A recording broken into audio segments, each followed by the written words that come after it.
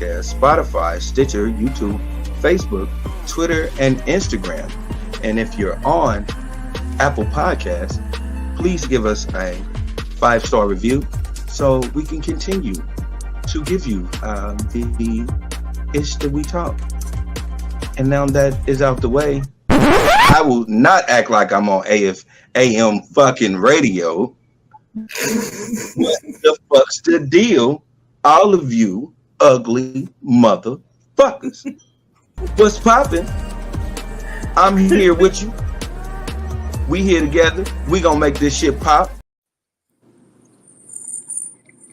Yeah, all that. I mean, I don't need to say anything else, but shout out to our followers on Twitch. Y'all keep being the disgusting slime balls that y'all are, making me feel great. Y'all are my chef's kiss when it comes to just straight defiance. I love y'all to death. Ladies and gentlemen, this is the Ish That We Talk. I am Lily. I am your host. I am the person that tries to throw his dry, dark humor upon you guys every now and then on these weekends, so you guys can get like a real gathering of the mind of the lunatic that I portray to be. I am with one of the most influential, top-notch travelers of the world, a lady who will not only know how to put that shit on, but she'll knock that shit off of you if you got a problem.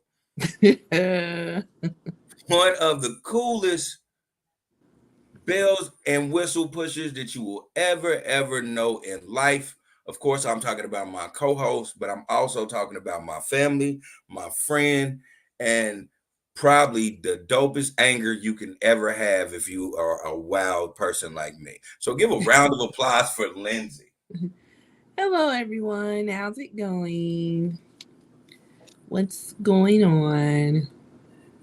And again, this is the Ish That We Talk. All of the pleasantries are out the way. What is the deal, Lindsay? How you doing? How was your week? What's been chill with you? Well, it's been a week. Mm. I've been good. How about yourself?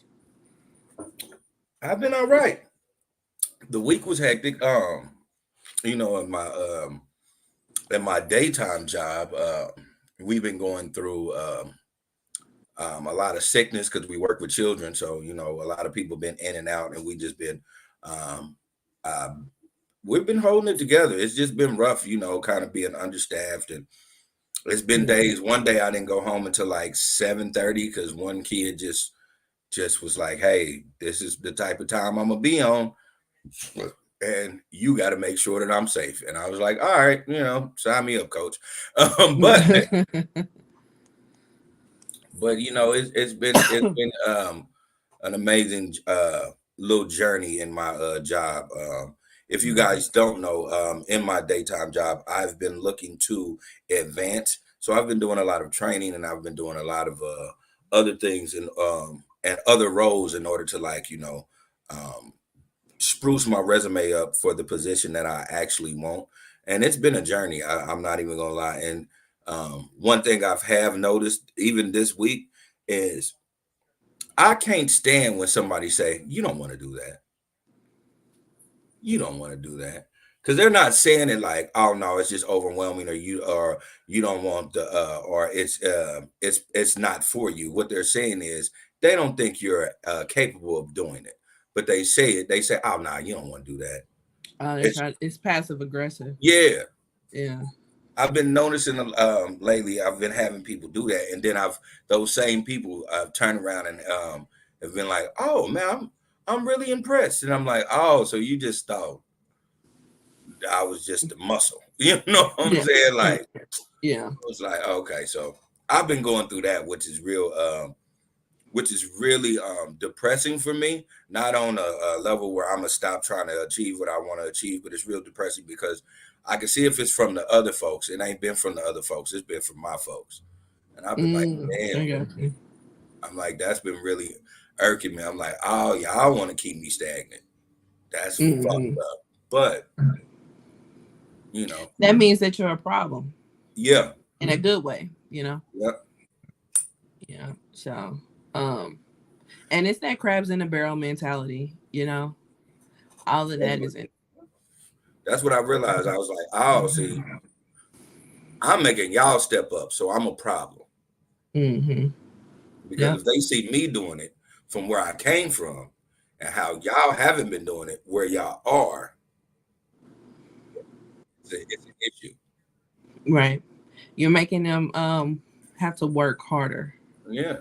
I'm making you have or to work, fucking period. do your job. Yeah. Right. I'm gonna say or work period, you know. Yeah, y'all ain't been doing y'all job. And I've been making y'all do y'all job because I've been doing the utmost. Like, just because I know what I'm saying, like I said, I've been trying to spruce my resume up. And then I've on top of that, I've been trying to make sure that the job I do is up to par. Like, you know what I'm saying? Like, no cues or no missteps. I've been trying to focus on that. So I was like, oh, okay. So, people don't like when somebody works hard, because some people feel when they get a position, then they could just fall back and then don't say nothing and just ride it out. Some people don't. Some people like me actually think when you get a position, you're supposed to represent that position to the fullest. And so, I've just been showing my I guess my Beyonce vocal range on these bitches. Right. You've been doing the Beyonce Dubai run. Yeah. Yeah. That's what I've been doing. Yeah. Yeah. Everybody can't do that. Everybody ain't able. Watch me work. Right. Yeah. Well, good luck to you on that. Yeah. Good luck. Appreciate it. Yeah.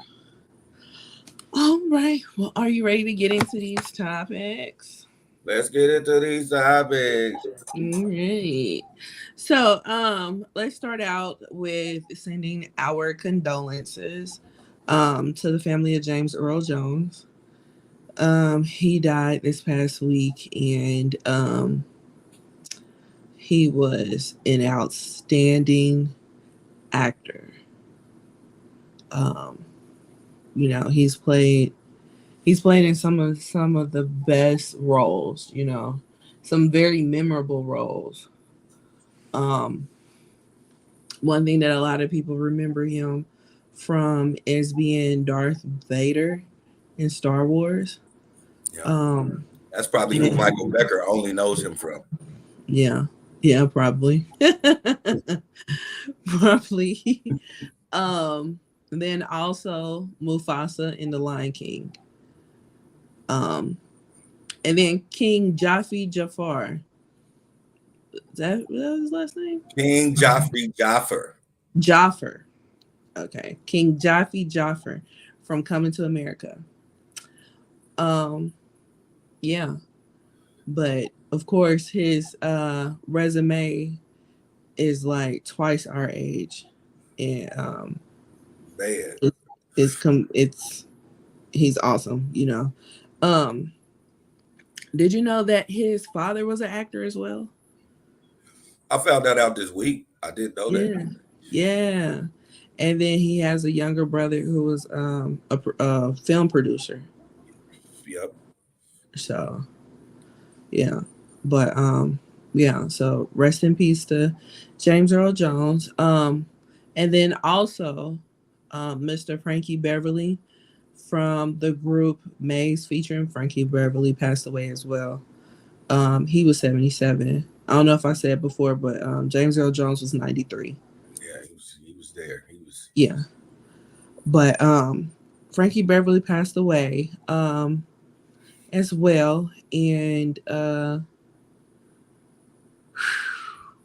that's a big loss in damn near every Black home. Dude. Because he definitely was getting played. they had a very, very extensive career, and they stayed touring until probably about a year ago when he finally did the farewell tour and retired. Um, but countless hits, and from what I heard, that they never won a Grammy. Mm. But I can believe it. Maze always gets played at the cookout. Um, that's like the go-to song to do the electric slide. Mm-hmm. Outside of the actual electric slide song. Um, but yeah. What other song? Like Southern Girl, Before I Let Go. Um, what other song? Shoot. Look up their discography. Yeah. I can't think of Let's pull it up. Let's see. can't think right now. Hey, featuring Frankie Beverly songs. Wow. We got Before I Let Go, We Are One, Back in Stride. Yeah. Back in Stride. Back in Stride was hard. Yeah. Yeah. Back in Stride. It's not letting me. It's like 20 more, but it won't let me hit it. I don't know what the fuck is going on. Let's see. Here. Here we go. We are one. We are one. Yeah, it won't let me pull up all of the songs. What is going on? There we go. We got Sky. We got Gia Patra. We got Apocalypse, Zumba Rap, Riviera, Diella. We got Simba, 13AB, Love's on the Run. I remember that. Epa, No Sense, Midnight, Uno, Love Is, Southern Girl, B.I.G. And then they got some songs that I can't pronounce. I'm not even gonna lie. I think that's just type of shit because they got a song called Caspi 2 Foveros. I don't know what that is, but it probably was slap because they've been on tour for 1,000 years. They really have. Do you remember Happy Feelings? Happy Feelings. Happy Feelings in the air. Yeah.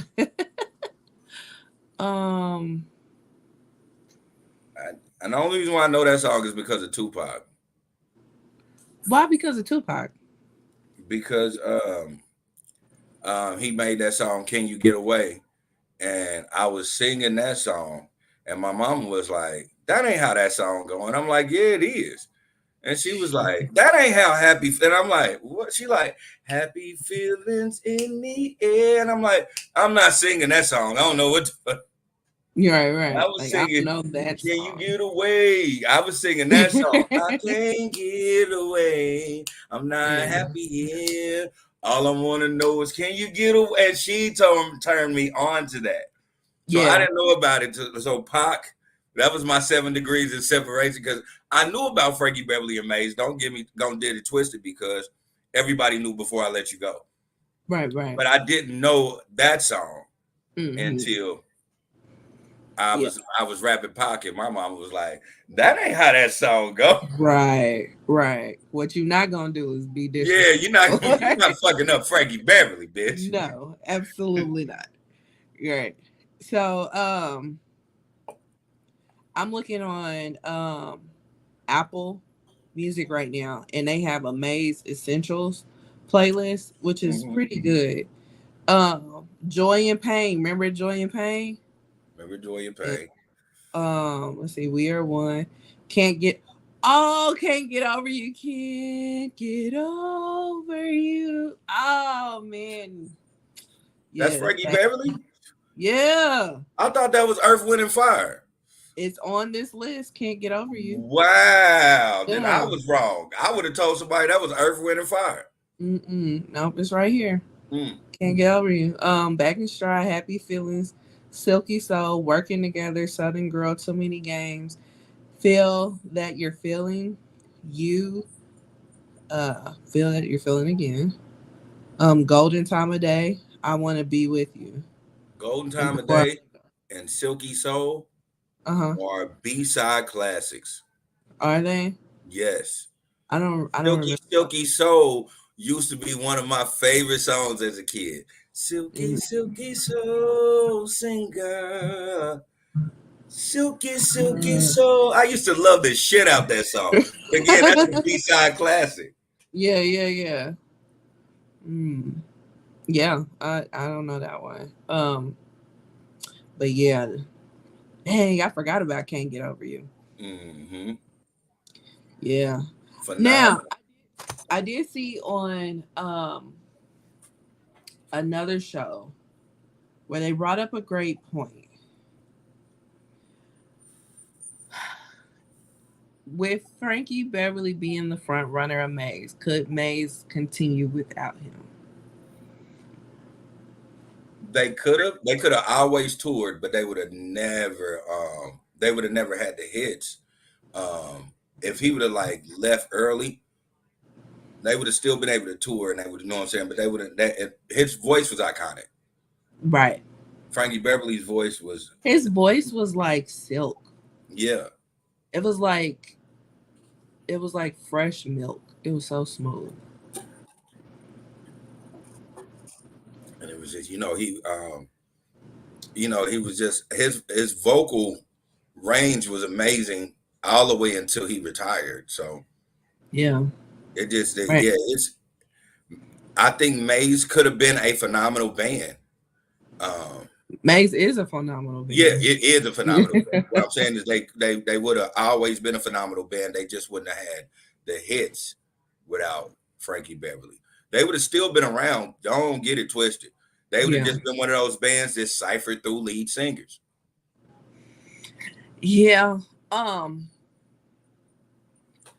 I was thinking as well, like they could probably do these festivals or whatever. They're not gonna get the same price, however. Yeah, They yeah. And the person that I watched was like, if I were to go to a festival, and I just so happen to be there when Maze gets on stage, that'd probably be the only way I would check them out and be like, they're not bad. But for me to be like, hey, I'm gonna go to the Maze concert, I'm not doing that. Like I would have, they were saying that pretty much they would have to find out by accident that they're still dope. yeah. Because you would have And I'm only like, been listening to one Maze featuring Frankie Beverly, and then mhm, everything else would have just been Maze. And they still would have been great. It just wouldn't have been that Frankie Beverly vibe. He could sing any fucking thing. Even the songs that we know, all of them were vastly different from each other. mm-hmm. Yeah, right, right. Um, yeah, I feel like that's pretty much the general sense. Is like he was just, I mean, which I don't feel like they would try to do replacing him. I don't feel like that at Nah, all. nah. But I do see why people would I can't be mad if people would be like, Maze, Frankie Beverly ain't here next. Like, you know what I'm saying? It just wouldn't. Maze featuring Frankie Beverly hits very different than Maze featuring Cody Johnson. Who's that? Whoever the fuck, right, whoever the fuck, right. you know. Or we could put it in perspective. It would not hit the same if it was Maze featuring Cam. You would love it because Cam's an amazing singer, Mm-hmm. but it don't have that because since 1869 they have been touring together as Maze featuring Frankie Beverly or Frankie Beverly featuring Maze. Oh god, since 1869. Man, They formed right after the Emancipation Proclamation. I, I thought these niggas was vampires, man. I'm talking about right. Right. boy. You know that. I learned all of my made songs from 6 to 7 generations before me. Like my great auntie was like, "You don't know Silky Soul?" Okay, let me turn this on for you. Like, I get you right, nephew. I get you right. Man, listen, they help. And this is the honest to God truth. They helped form a group out of Tulsa, Oklahoma, which has one of the greatest singers of all time. And that man is 7 generations above us. This is how long they've been in the game. Right. And that man's voice is still smooth. Exactly. After all the crack he smoked. After all the crack smoke, this nigga is still able to give you his mama's number. This 110-year-old lady do not need you calling. Is Charlie there? Who? Charlie. And notice how I both made those old. They both old. Is Charlie there? Who? Charlie. Oh. Harley? Right. Charlie. She older, so she's still calling little boy. Little boy. Baby boy. Making this little girl on the phone for you. This bitch is 90. Baby boy's 102. Right. So my baby boy. You got a phone call. It's on the landline.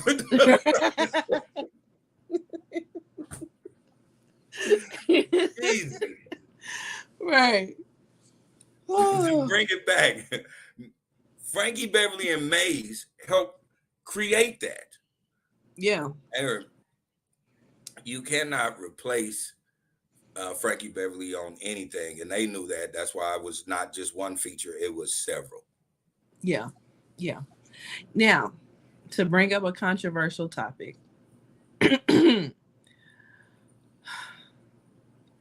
How do you feel about Beyonce's version of Before I Let Go? I will, honest to God, say this, and I know I'm dealing with a Beehive person, so this is not me trying to be that kind of Jeff. That is a good song. It's not a great song. It's a good song. I don't think she was setting out for it to be a great. Yeah, she knew what she was up against. Exactly. That's why I'm like, it really ain't really too much you can do with a classic. That's why I was about to clean it up. It's really no. So for it not to be trash it shows the talent of Beyonce, because you can make any classic song trash if you try to put your own spin to it. She was able to put her own spin to it and actually be a good song. With that being said, though, I've said this on a podcast before, and I will stand on this because I heard the version before. Johnny Gill's version is amazing. I didn't know he had a version. Johnny Gill has a version, and it came out. I don't know. I'm not gonna say it came out right before, but it came out before Beyonce's version, and it was fucking solid. It was dope. I'm gonna have to pull that up because I gotta hear that. You know what I'm saying? But I feel like people just want to say I don't like it just to say I don't like it. Because I'm like, even though you may perceive me to be biased, I don't think it's bad either. No, it's not. I don't think she did a bad job. Yeah. But these are the same people that didn't like 7-Eleven. So, and I'm like, 7-Eleven's a trap song, which I expect from her. Yeah. She did a trap song.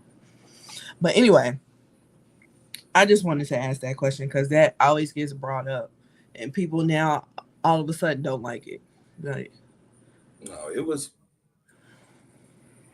I'ma just be very blunt with this. Beyonce knew what to do. Point blank period. She knew what to do. She knew that Tenor had to come out, and she played that tenor to the fullest as far as that vocal range. Yeah. And she did a phenomenal job. It was a good song. It's not a classic, but it's not supposed to be, because you can't remake a classic unless you are the Fugees. I don't know what else. Like shit, I don't know what else to say about that. Right. And plus, on top of that, she brought a lot of eyes to Frankie Beverly and Maze. Like, let's just be clear, that lady did that song on Coachella. Coachella was streamed all over the world, so a lot of people heard this song for the first time. You know, it definitely was easier to retire once you get in Beyonce streams. Oh yeah, You know 100%. Like, yeah, I'm gonna stop getting my old ass out of bed too. Yeah. So, but yeah, rest in peace to Frankie Beverly. Will definitely be immortalized at all the cookouts from here on out. That is one group, Maze, just as a whole. That's one group that Black people held close to the chest. Like we did not play about it, and you had to have a certain percentage of melanin to really know what we're talking about. That's why some people being disrespectful, talking about, well, Maze wasn't getting played in my house, but they were Mexican, and so it was like a lot of people that was coming for that person and under their comment. Like, nigga, who gives a fuck, Jesus? Right. Like, nobody cares. Nobody cares. And then it was Mexicans that was like, shit, it was getting played in my house. That's what I was about to say, because Nick, bro, I'll call my man Pedro right now and be like, hey man, was Earth, Wind and Fire playing in your house? And not only will he say something, his daddy will be like, you got motherfucking right. Right. So, them two is the blackest Mexicans I ever met in my life. Right. You can't tell me that it wasn't played in Mexican households. It just wasn't yours. Yeah, right. And that's what I was saying too. Or that's what I was saying too, or whatever, when I saw that. But it wasn't something that I thought about with other cultures. I just know us in the Black culture, we didn't play about Maze. Like, at all. Fuck nah. You know Let's keep it a bean. Let's keep it a real bean. They didn't play about us. Yeah. I remember and those in the early 90s and the late 90s where they were popping up at Black festivals. We used to have our BET, not our BET, but our 103 music festival. Frankie Beverly popped up a couple of times. Yeah. I'm gonna keep it a bean, and if they doing it for small ass Kansas City, I know they was doing it across the motherfucking world. So they was true to us. That's why we stayed true to them. I 100% agree with that. I 100% agree with that. And that's part of the reason why we kept them so close to the chest. You know, because they always showed up and showed out.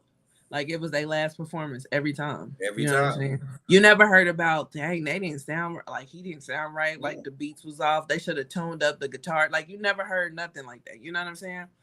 And you really thought it was always their last tour because of how they perform. They perform like, you know, this is our last ride every time. And that shit was always fucking dope. Like, every time. And it helps that whenever they drunk the dragon's blood, they already looked like they were in their 50s every time you see them.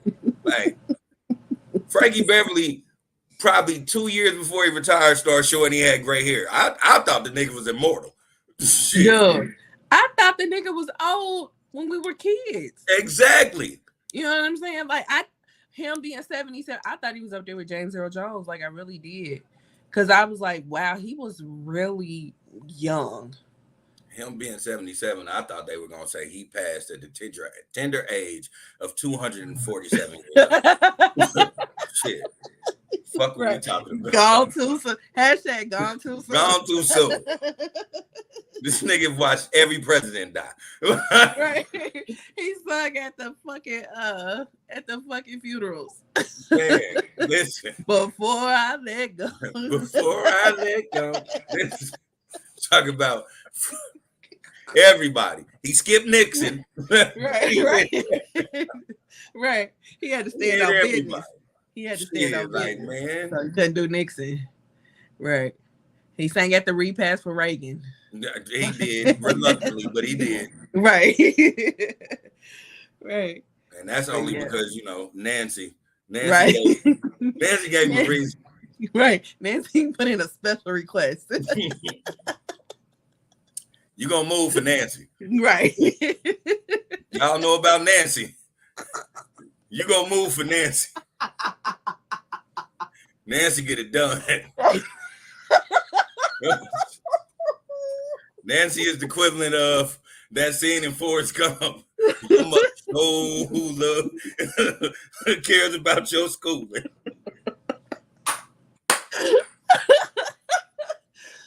Oh my gosh. Shit. Right. Nancy said who declined? Oh, don't worry about it. They'll be there. Hold on. She know his nicknames. Hey, Pooter. They said you wasn't showing up. Now, Nancy, I didn't know it was you. All right, Pooter. All right, and then saying we could just talk before or after, whenever. I got it. Right. Like I'll see you in the green room. See you in the green room. Right. Yeah, he'll be here by 3 p.m. for sound check. Thank you. Mm-hmm. Right. And we asked for Frankie Beverly. That's who I asked for. Right. Oh no. Trust me. Right. He'll be here. He'll be here. This bitch know niggas' nickname. She know niggas' street name. He out here. Okay. Motherfucking talking about. Motherfucking like, Ted Lawson. She like, who? Ted Lawson. Tall, blind. She like, oh, Slanky. Like, right. Who the fuck is Slanky? Yeah, I know Slanky. Right. We go way back. Oh man. Like, how your mama doing? Man. I always loved her cobbler. Love that cobbler. Right. Love that recipe. That recipe mouth. I love you talking about that cobbler recipe, Nancy. Right. You know how to get into every detail of it. Right. You were so nice. So nice. Right, I'm sorry, Frankie Beverly. Right. Shout out to Frankie Beverly. All right. So, hold on. Before you let go, we're gonna do a great disservice if we don't talk about the thespian that James Earl Jones is. Okay. James Earl Jones started off young. He did everything from being a snot-nosed kid to being not only a leader of Africa, but a leader of a galactic warship. This man acting range is everywhere. He has not only been able to do that, he's also been your favorite always he's been your favorite grandpa on the show. He has been the old dude with wisdom. He has been that young man that didn't give a fuck. He's been Hamlet, for Christ's sake. Mm-hmm. James Earl Jones is the epitome of what you want to be as a thespian, and that is phenomenally great. And he is so much of a great actor, so iconic, that I thought this nigga died and Coming to America too, when that nigga said, I am going to close my eyes now. And I thought the nigga was dead then. Man, that shit was morbid.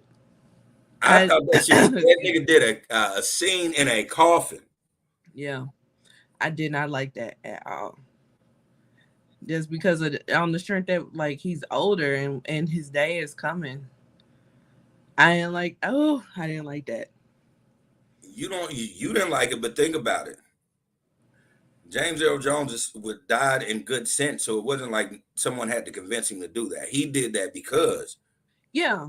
I mean, I had to tell myself like, yeah, he signed up for this, you know. Mm-hmm. I just didn't like seeing it. Even in that brief period, he did a amazing job as a nigga in a casket. Excuse me, not a nigga in the casket, a king in the casket. A king in the casket, He's right? A king in the casket. And they gave him his flowers before, so he can see them. They gave him his flowers so he can smell them. He was praised. He was praised in that. Yeah. And the nigga's such a great actor. I was like, well, shit, did he really die? Right. It was. I just didn't like seeing it.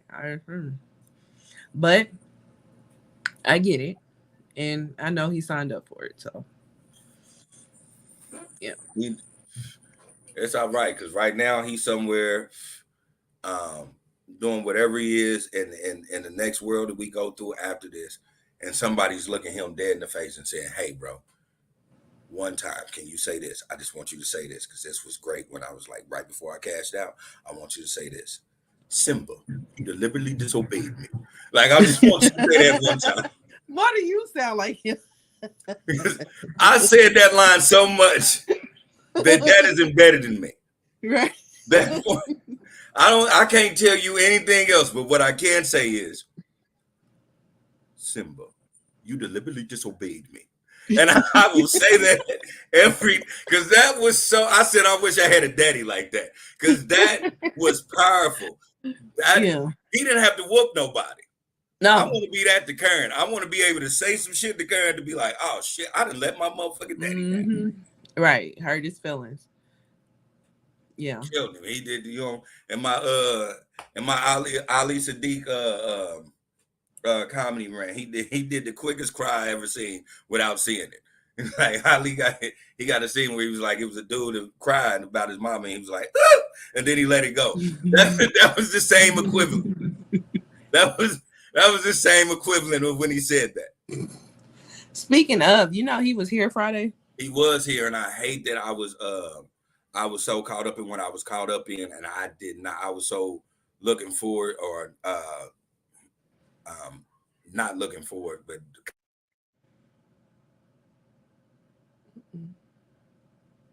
hopefully we bounced back. I was like, yeah, I was so trying to get Saturday out the way that I did not pay attention that he was in town, and I was like, oh shit, that could have been something that would have got my mind off of a lot of shit. Yeah. I hate that I didn't know it was then until right before, and it's so funny because he had came here before, and I didn't know he came at all. And when I saw it, I went on his Instagram and I was like, I saw he was on tour, and I went to his Instagram and I said, come to Kansas City. And he was like, I already came. And then I went and saw his tour list, and I was like, damn, he did already come. And then here he come again, and I missed him again. So yeah, I've told myself I am going to start paying attention to comedians coming down here because shit, sometimes, man, you miss great moments.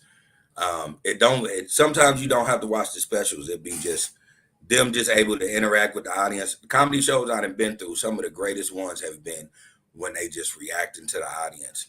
It just really shows the talent that they have in them where they could just make a joke out of anything. That shit is dope.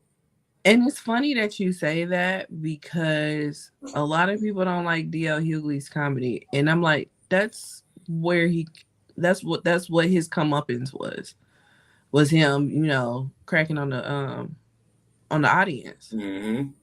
You know what I'm saying? Like, remember back when he was the first host? No, was he the first? Was he the first or the second host of Comic View? He was the first. Second. I think he was the second host of Comic View. Second. Okay. Yeah. But yeah, that's what he was known for back then. Was just cracking on the crowd. Yeah, you gotta understand, like, D.L. Hughley has a following just because nobody is really giving a fuck about D.L. Hughley's specials. Everybody loves his crowd work. That's why shows is he's always gonna sell out because people who have watched him is gonna always watch him. You know, he's always gonna have that. Like, okay, you can say whatever. Like, of course he's not Bernie Mac or know what I'm saying, whatever. You know, of course he's not that, and he acknowledges that. The talent he has is off the fly. Too many people can't fuck with it. Right. You just you're right, that sitting there. You sitting there with 5 comedians and just say crack jokes. This nigga's gonna smash at least 3 of them. Yeah. Easy. Yeah.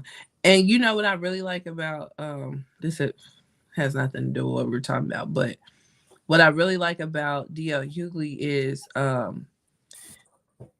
his political mind. Yeah. You know, the only thing I don't like and where he loses debates is because it has something to do with the way that he thinks. He thinks so fast, he can't get all his thoughts out in a cohesive sentence.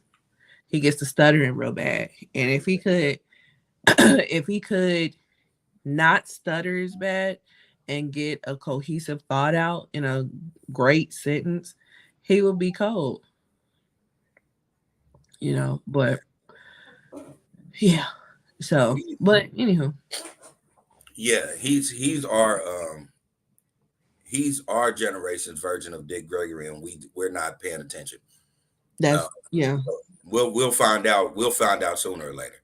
The world will find out sooner or later. But enough of giving him his motherfucking flowers, because I'm talking about James the Duck Earl Jones. I don't even know if they call him the Duck, but I'm gonna call him the Duck. I don't know why, but I'm gonna do that. Yeah.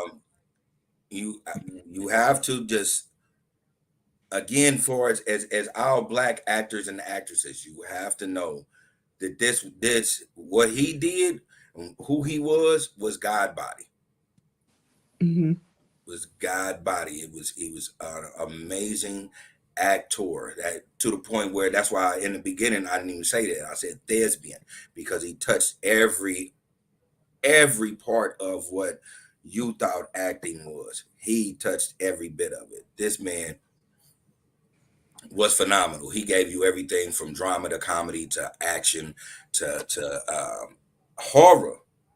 It's beyond most people's resume. It's beyond it, and like, he should be put in high esteem for every generation moving on now, especially as us Black people. We should, if you want to get out here and you want to be a great actor or actress, you should be looking at bodies of work that he's done. And now he's not the only one, but you definitely should be looking at bodies of work that James Earl Jones has done. Agreed.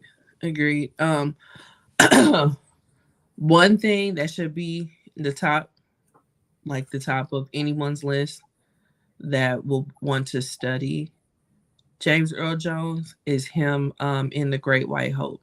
Man. Yeah. That was some superb acting right there. So definitely that should be top 5. And top 5, I'll give you that. And you probably gonna laugh at this, but I'm gonna tell people what's gonna fucking blow your mind is watching him be a warlord and Conan the Barbarian. Oh shit! Nigga was amazing. Nigga was so much of a great actor. I was not paying attention to that fucking long-haired ass wig they put him on. Ain't no nigga had hair that straight unless his daddy was Cherokee. Fuck what y'all talking about. Nigga was in the wastelands with silky soul hair. Right. And he pulled it off with utmost efficiency. Wow. Okay. But yeah, definitely. Shout out to him.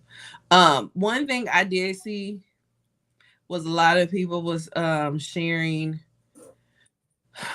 the obituary for Mufasa. I was like, Mufasa smooth died 30 years ago. Y'all are so late.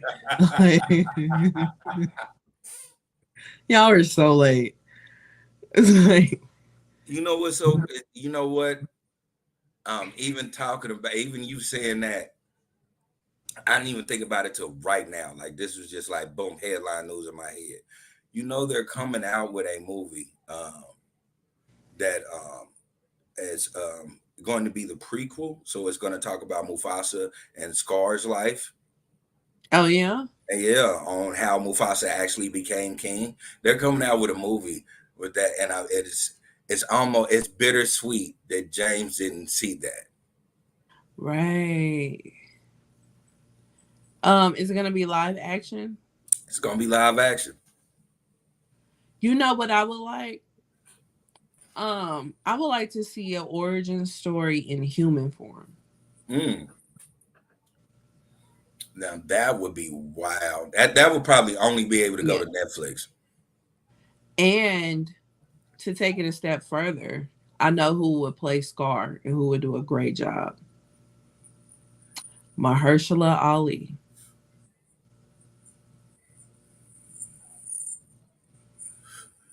I'm speechless because I would have Yeah. thought the same thing. Yeah. I That's would have who should thought play the same Scar. thing. Yeah. And you know where I get that from? What? Spider-Man. Hmm. Because you know he was the uncle. So yeah, Okay. I get that. Yep. Yeah, I get that from Spider-Man. And then on top of that, when he what was that? What was that show on Netflix he did?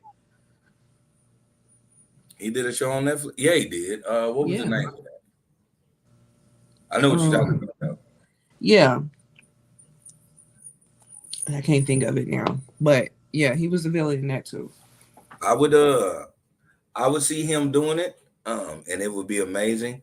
What I wish, if James didn't die, so he actually can watch it, and then my dude from dang, what's my dude from The Wire with the cutter with the Um actual scar across his face. yeah, Michael K. Williams. Michael K. Williams would have been a great scar.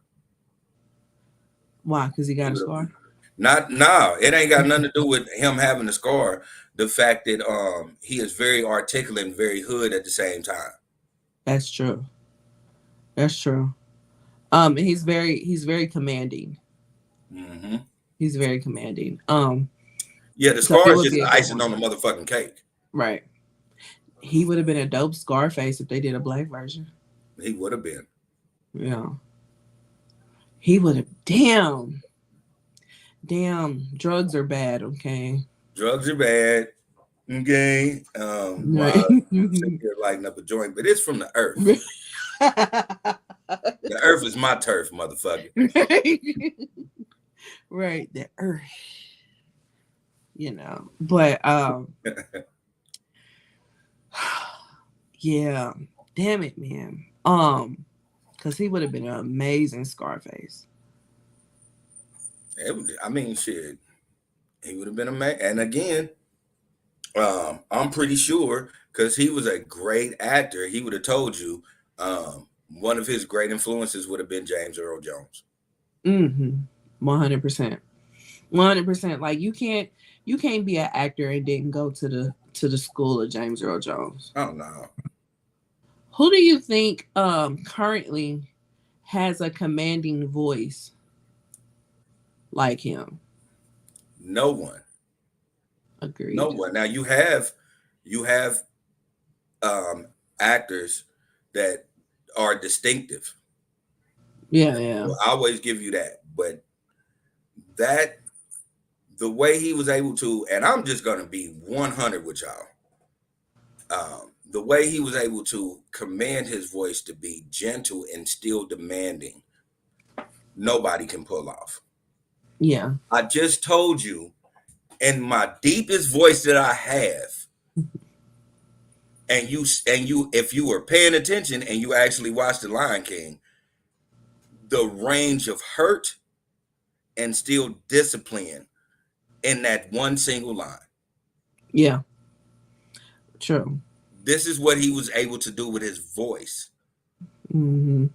It's nobody in comparison. Yeah. I can't think of nobody. Now from what I heard, I don't know if he was playing. He says this is real voice, but I don't know if he was playing or not. But I heard DDG got a real deep voice. DDG got a yeah, he do. He got a real deep voice. So it's the honest to God truth. Okay. It's the honest to God truth because I remember people thinking it was fake. Yeah. And then damn, who was I forgot who was, but I'm pretty sure people can YouTube it. They were pulling up other spots where where his real voice came out, where Mm-hmm. he was on some excuse me, hey, excuse me, hey, back up, bro. Like it was one that shit come out. Shout out Yeah. to DDG because I wish I was able to do that. I can't turn this down. Yeah. Like Yeah. I can't. Like Yeah. you gonna hear me from next week. Like Right. it's just the voice. The reason why I can say, Simba, you have deliberately disobeyed me, and I can say that with the entirety of the man when I say that. Right. People can say lines and they be like, what's that from? You know the man when I say that. Yeah. Right.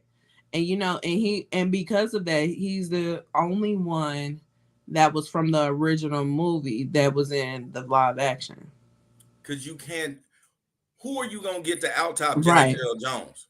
Right. And I'm like, and he's here. He is here. He can do it.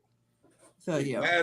I'll be mad as a motherfucker if they say, yeah, we're doing a live action with Lion King and Mufasa is gonna be Tom Brady or Wayne Brady. I would have been like, get the fuck out of here. Right. I don't even give a fuck if they got like somebody who impersonated people. Like they was like, yeah, and then Mufasa is gonna be played by Godfrey. He'll do an amazing job, but he ain't fucking James Earl Jones. Mm-hmm. Right. Like, no, why that man shit? You better call that man up.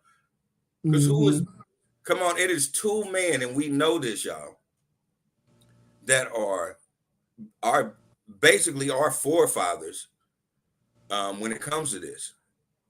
And it's Morgan Freeman and James Earl Jones. If you don't know 100%. That, you better know that. Two reasons 100%. Why they are our forefathers is because one, you never seen them switch up. They ain't never did some sus shit where you be like, are you really for the brother or the other? They ain't never did that type shit. But and the same time they did that, they wasn't afraid to be and be around white people and stand they nigga ground. Mm-hmm. These are forefathers. Mm-hmm. I'm gonna keep it a bean with you. Even Sidney Poitier, a lot of people didn't respect because he didn't really do the what we thought he was gonna do as a dark-skinned black actor. What did you think he was gonna do? A lot of people just thought he was gonna be more political and stand up for it. Because and I get the stigma, like even though he's never said it or never been in an interview and said it, but I get the stigma. They look at him and think really a historic black actor, not standing up for black rights. And that probably, you know what I'm saying? That probably was one of them things that he was like, I'm going to just stay out of that because I don't want to be. But the thing with him is that maybe he wasn't the line leader, but he was working. And maybe people's gripe was that he wasn't the line leader. But he was definitely working. And sometimes you need people to work behind the scenes. And sometimes you need, and I hope it was like that. The only thing I know about him is from what like Dick Gregory and then other people that were really in the scene that was like, not like, he was one of those people where he was like, hey, just that's just what they want us to do, man. Come on, stand, you know what I'm saying? Just stay in your place instead of saying something. Mm-hmm. But you don't need a whole bunch of people at the podium either. You don't. You need some people in the back. I feel like with him he played his position. And on top of that, he's Bahamian, so they immortalized him in the Bahamas. They supposed to. Yeah. They supposed to. So And maybe he was doing shit sure. for them. It was just, Yeah, that's what I'm saying. I'm sure he did a lot for that island. But yeah. So but as far as James Earl Jones is concerned. Right. Back to James Duck Earl Jones. I just feel like his nickname was Duck. Why? Because he's such a, and he might not even be that big of a man, but for me, every time I seen him on TV, he was this big, boisterous man. So I feel like he would have to duck everywhere when he came through. So I'm like, that's how I look at it. I'm not even bullshitting you. Like this is where my mind goes, because to me, he's just this bigger than life dude. His voice, he does command your attention. He does command your respect and all that. You know what I'm saying? And it's beyond his voice. You know, just him, period. But whenever he walked in the scene, I felt like he was the biggest person in the room. Right. But as far as statue is concerned, like he's not that big of a man. Yeah, he could have been 5'2" for all I know. Right. But I know whenever he walked in the room, he looked like the head nigga in charge. I'ma just be 100. I don't think he looked it. I think he probably was. Yeah, right. He portrayed that. Like those scenes, and even in a comedy, those scenes in Coming to America, when you seen King Joffrey, he represented that in a way that I don't think nobody else could. He was very intimidating. At the same time, he was very comfortable. Yeah. Like, my son works. My son works. I'm sure he scared everybody in that room when he said that. Like, that's what you choose to trip off of? At everything I just said. My son works. So, yeah.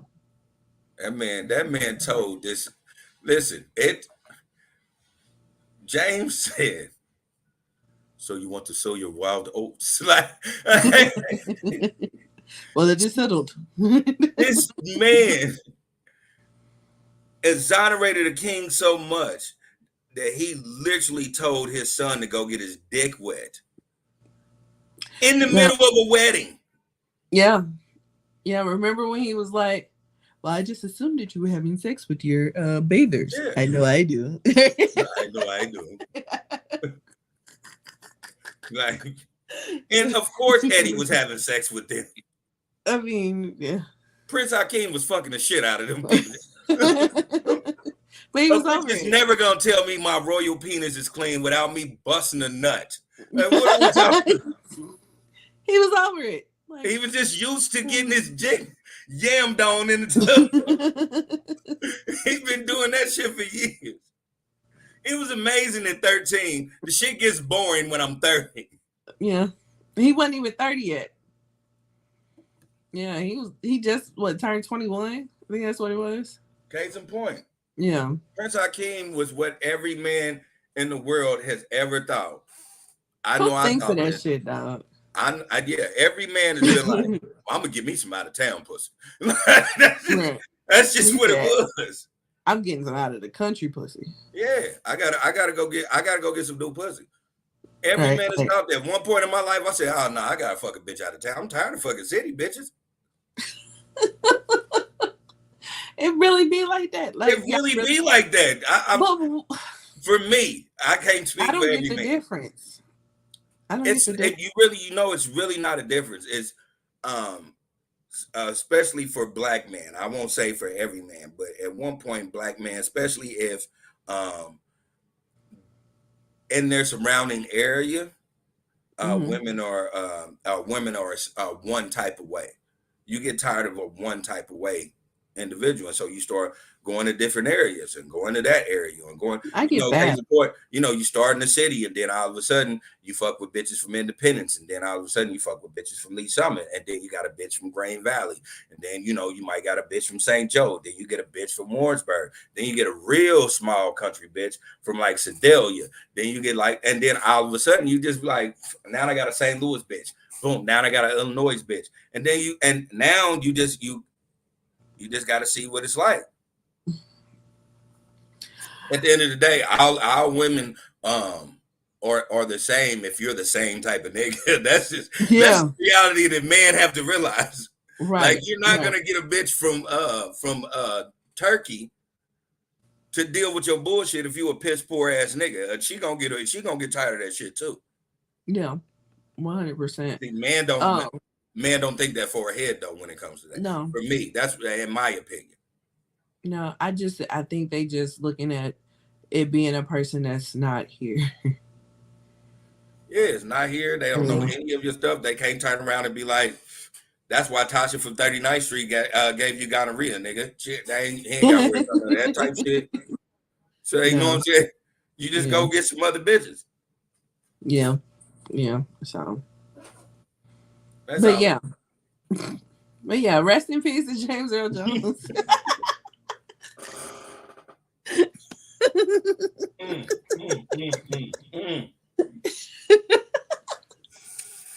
That left was horrible. It was terrible. That left was horrible. That was I am so sorry, James Earl Jones, because that tainted whatever I said in high regards to you. Oh man. Shit, that was Hey, that's what we do here. We take lefts. We don't know how we get there sometimes, right? The Lord knows my heart, James. I didn't mean it. It had nothing to do with you. The navigation was horrible. We had to go off of memory on that one. Man. Damn. So yeah.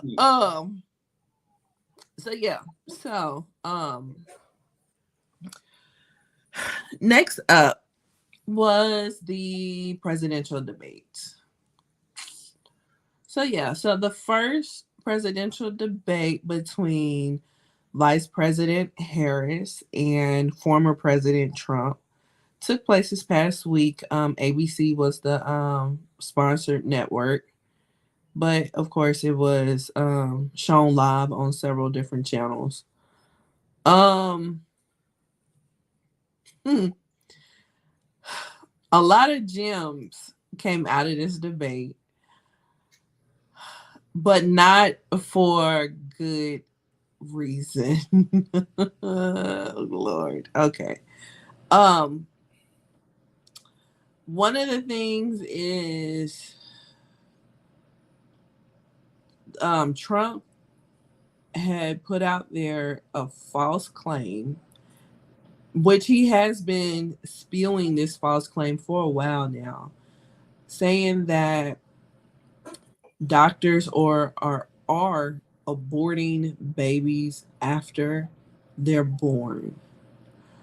That's murder. Yeah. So let's just start there. No doctor is aborting a baby after it's born, because that is in fact a murder. You can't abort a live. You can't abort something after it's born. This motherfucker go wah wah, and then you like abortion. Put them in the toilet. This is nuts. This doesn't happen. Fucking doesn't ever happen. No, it doesn't. You thought you had an and one, like he get touched the minute and one because the baby came out and one slam dunk in the trash. Like, let the shit though. Come on, my nigga. Right. I thought that shit was, I always said that was just crazy.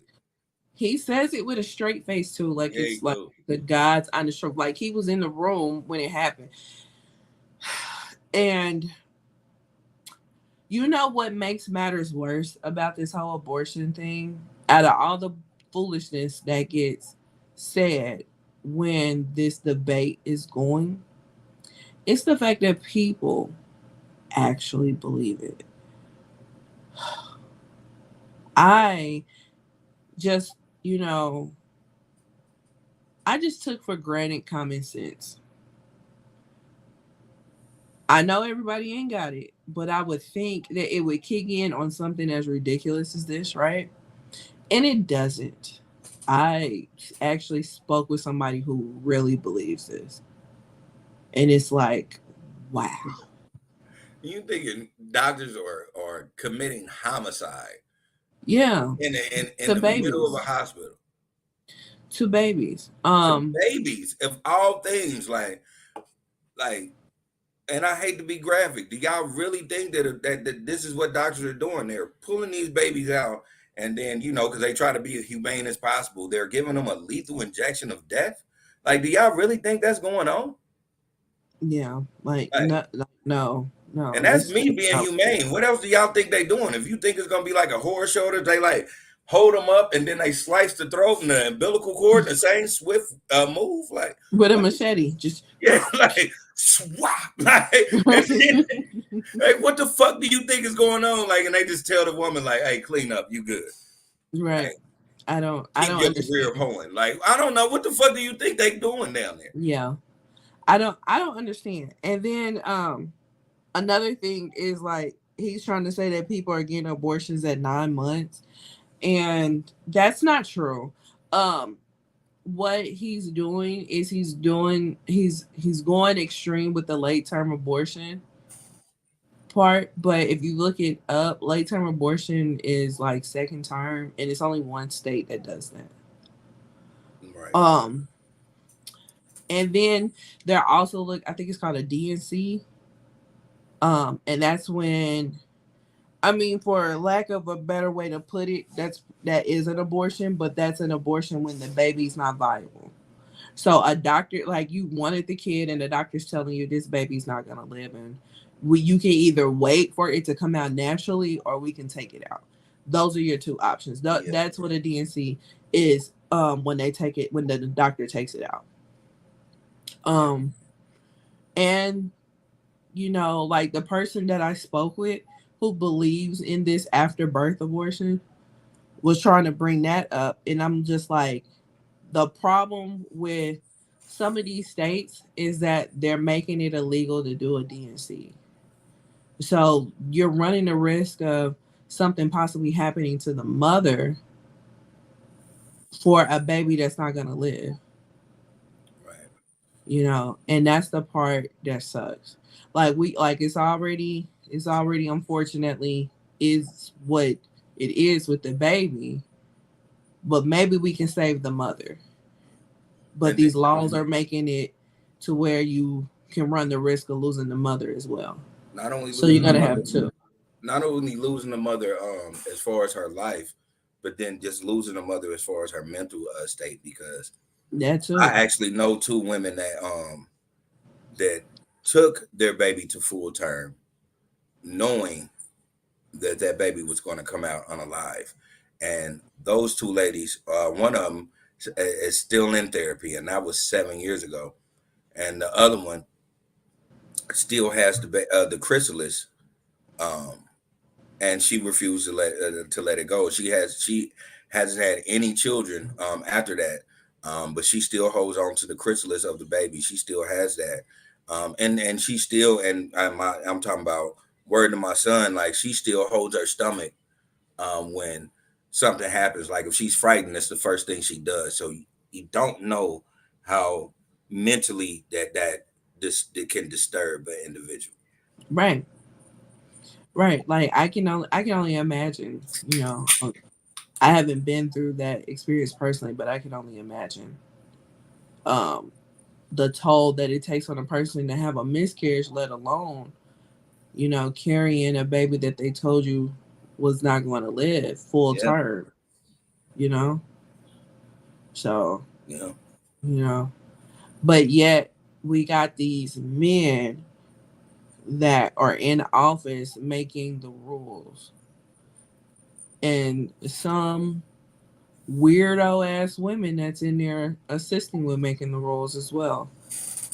And that's a problem. I mean, that's a huge problem to have somebody be over your reproductive rights.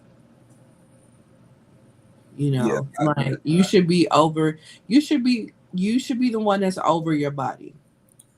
That's what at the end of the day, I always say, and I'm gonna be a stickler on this, just because of my situation.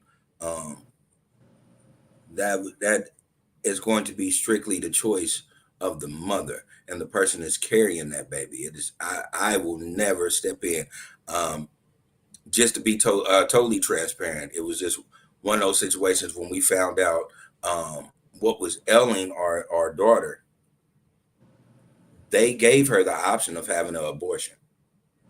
They told her that was always on the table just because of the expectancy of what could happen.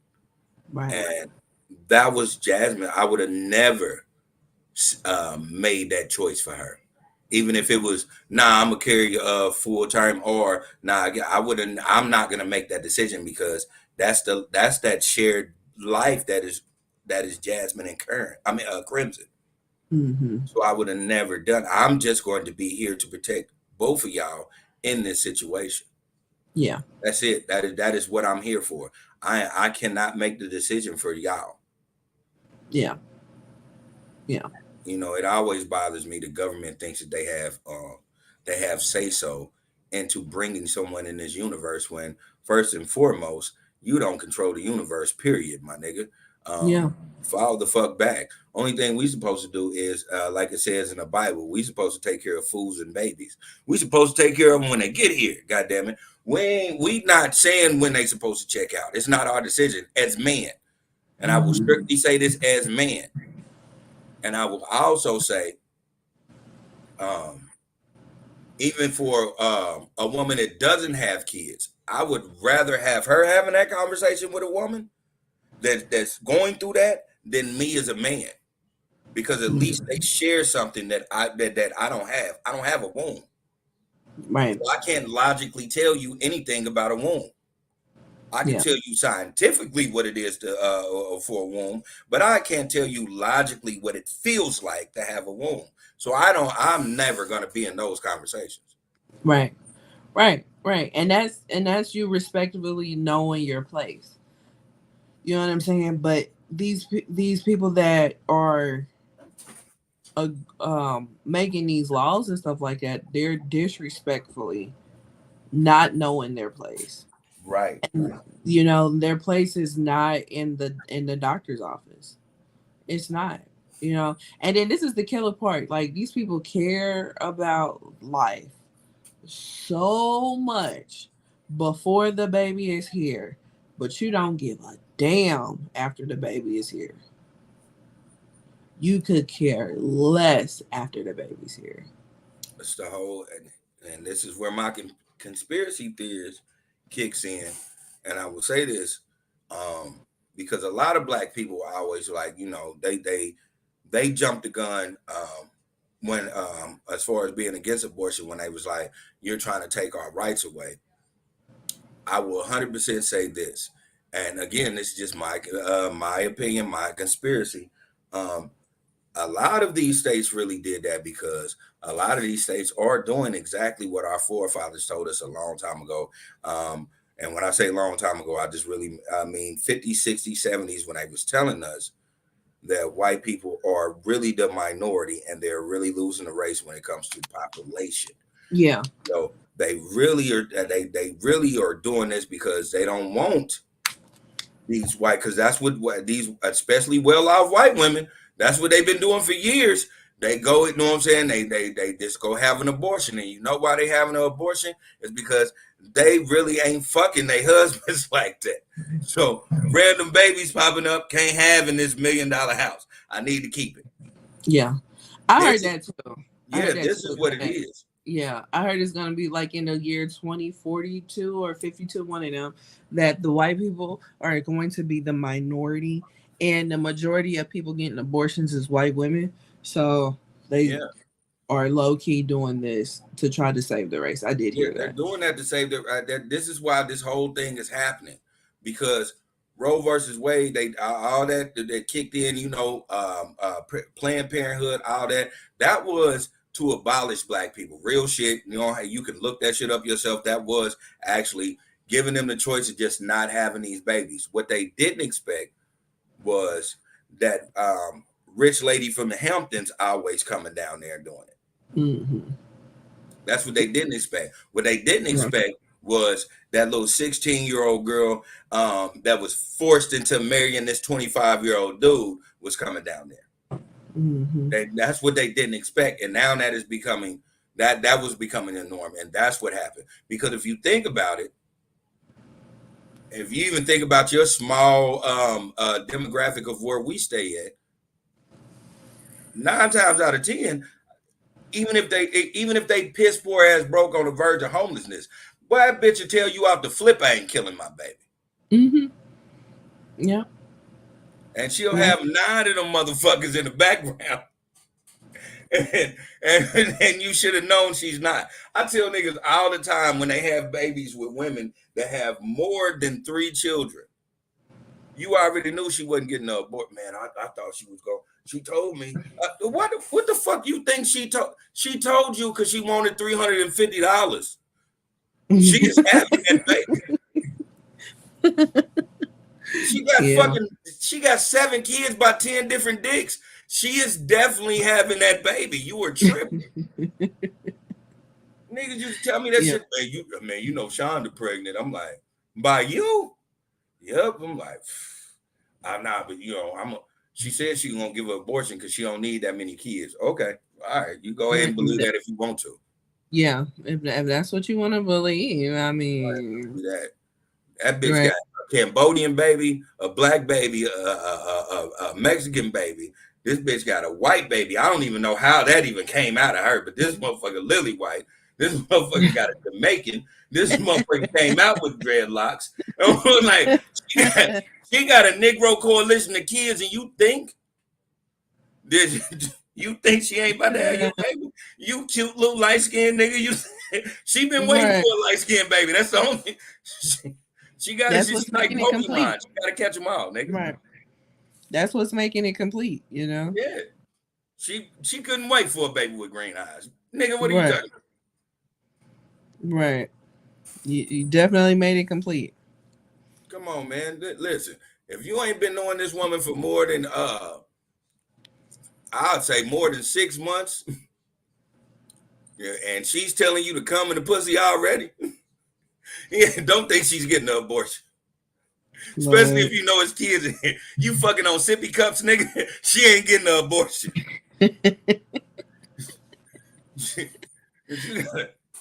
You got a motherfucking fruit snack on your chest right now, and she tells you come in this pussy, and you think she about to get an abortion. Fuck no.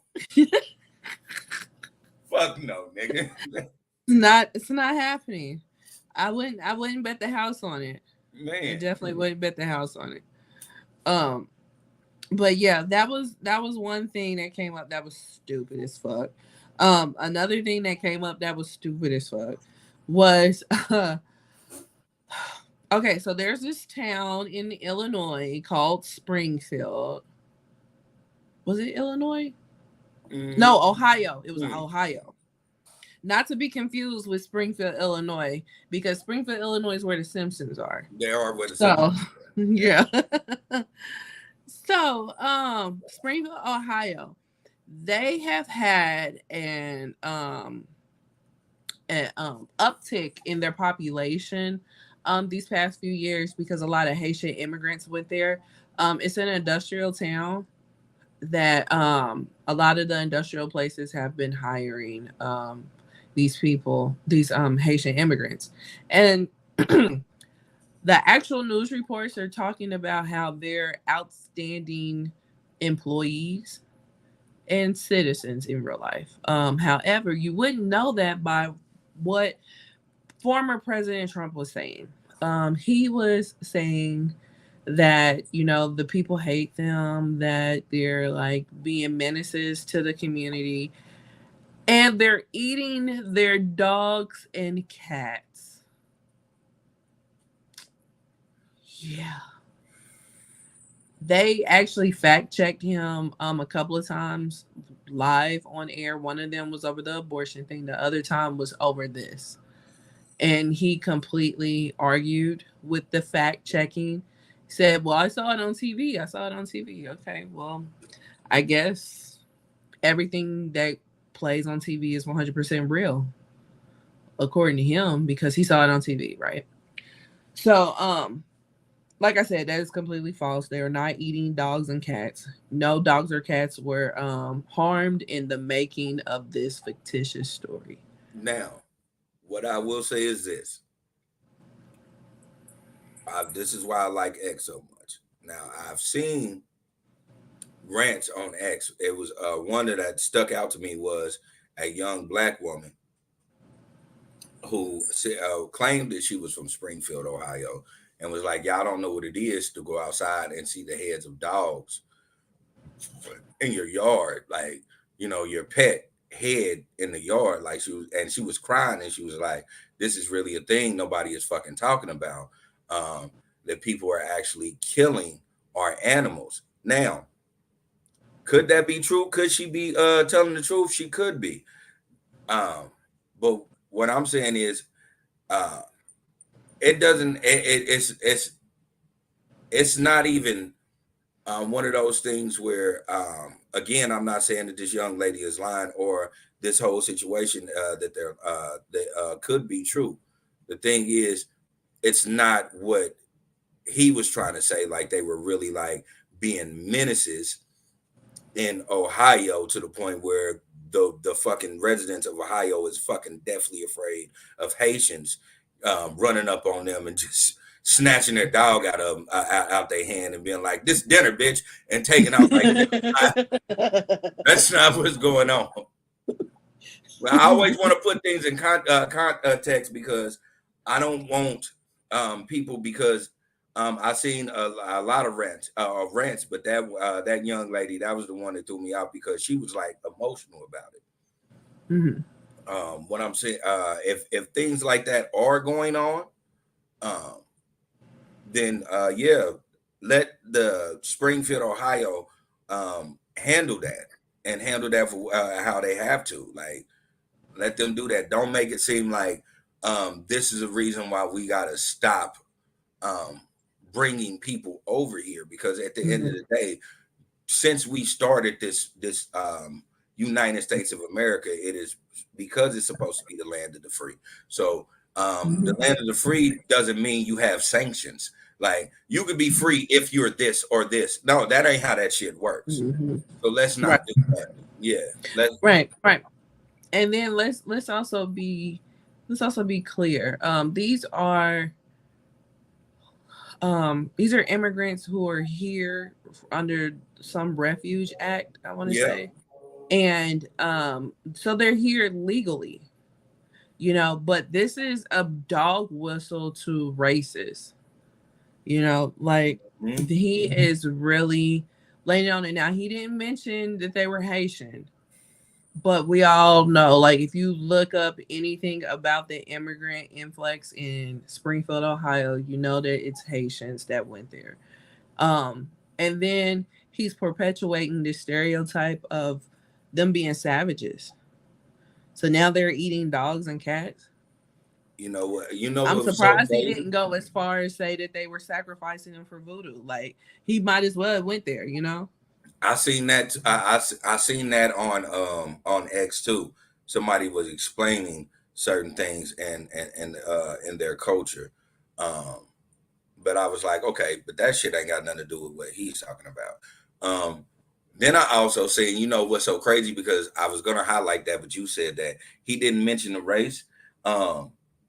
If you go into Twitter and you even looked at and you just go through that whole line of their killing our pets, it was so many Mexican Americans that was like, my name is such and such and such and such, and I eat dog. Like, I don't know if they were just like, fuck you to the fullest. Like, I don't even know if they even thought they was talking about them. It's just because they've been under the scrutiny of illegal, so much. They just was like, all right, bitch, that's what we doing, Trump. All right, look, now I eat your dogs. I still ain't going nowhere, motherfucker. Like, this is the shit that a lot of Mexicans was, and I loved every bit of it. I ate that shit up like it was dessert. I was like, yeah. At one point, I love when people stand up. Like, fuck it. Like this is stupid. Man. Bullshit is bullshit. Yeah. Like, and so I was like, damn. Yeah. Now Trump did not say Haitians. He said immigrants. However, JD Vance said Haitian. And then, like I said, if you just do a quick Google search, the increase in immigrants in Springfield is Haitians. Yeah. So One thing, because I love Twitter as well. One thing I saw during all of this, because that trended big time. Um, but one thing I saw that actually had me rolling for 40 days and 40 nights is that this one person said, everybody cat getting eight except for mine.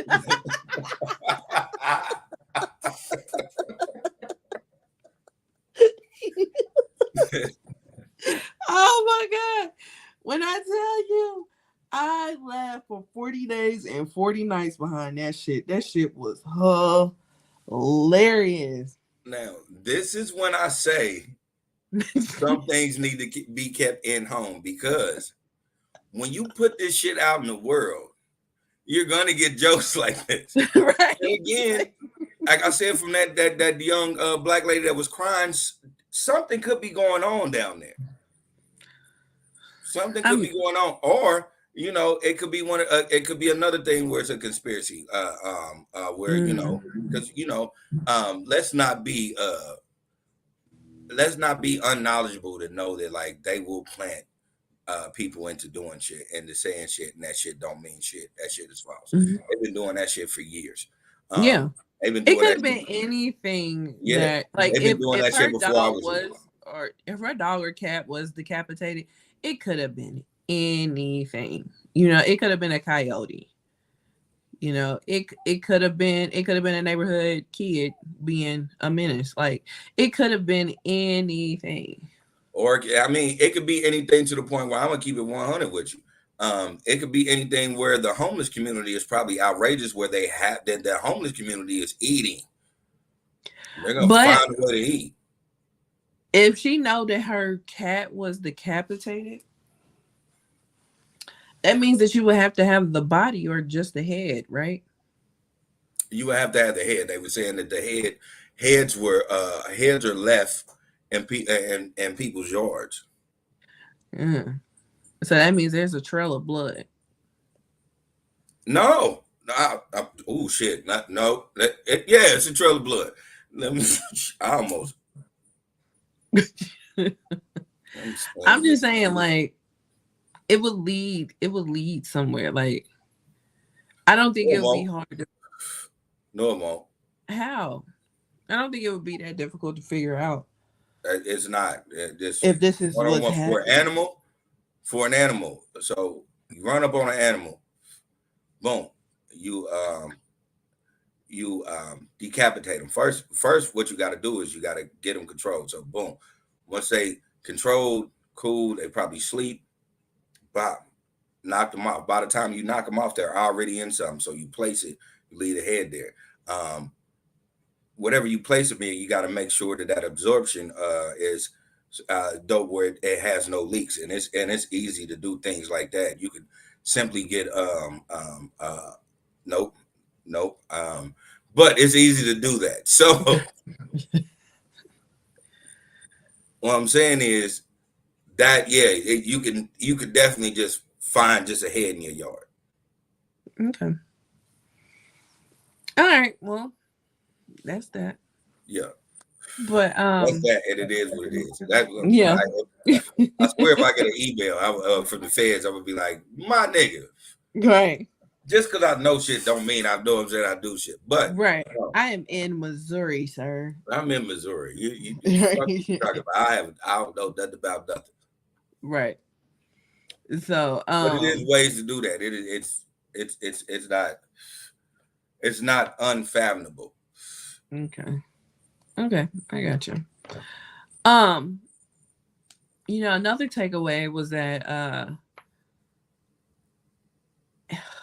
Harris was pretty much, running circles around Trump. Trump pretty much became unhinged and didn't want to answer anything. But she baited the hell out of him, and I know that was strategic, and it 1000% worked. One of the things was she brought up his rallies and was like, people are like uninterested and they leave early. Why you say that? Why you say that? That Yeah, and then um she also almost called him a motherfucker. Like she was like, this now, former president. Like, now that you said that, yeah. I want you to because I didn't watch everything. I watched a little bit of it and then I watched clips after that because I ended up falling asleep. Mm-hmm. But from the live that I seen, how many times do you think Trump, just from the way he because he didn't want to look at her, but when she dug into him, especially when she dug into him when she said the rally shit right before he was like, find people that's never happened. Some say I have the best rallies. At one point, did you think that he wanted to call her a bitch? Like Oh, right then and there. I counted at least 7 times. yeah. He definitely wanted to call her a bitch a few times. But he was ruled out the gate, like, and that's when I called him a bitch on Facebook because when they walked out there, mind you, she has said that this is her first time ever meeting him in life. So when they first walked out there, people with a little bit of manners and respect would shake hands right before a debate. Yeah. He walked out there and went straight to his podium. She walked out there to the front to meet him to give that handshake. But when he walked back behind his podium, whatever, she had to go back there and be like, "Hi, Kamala Harris." So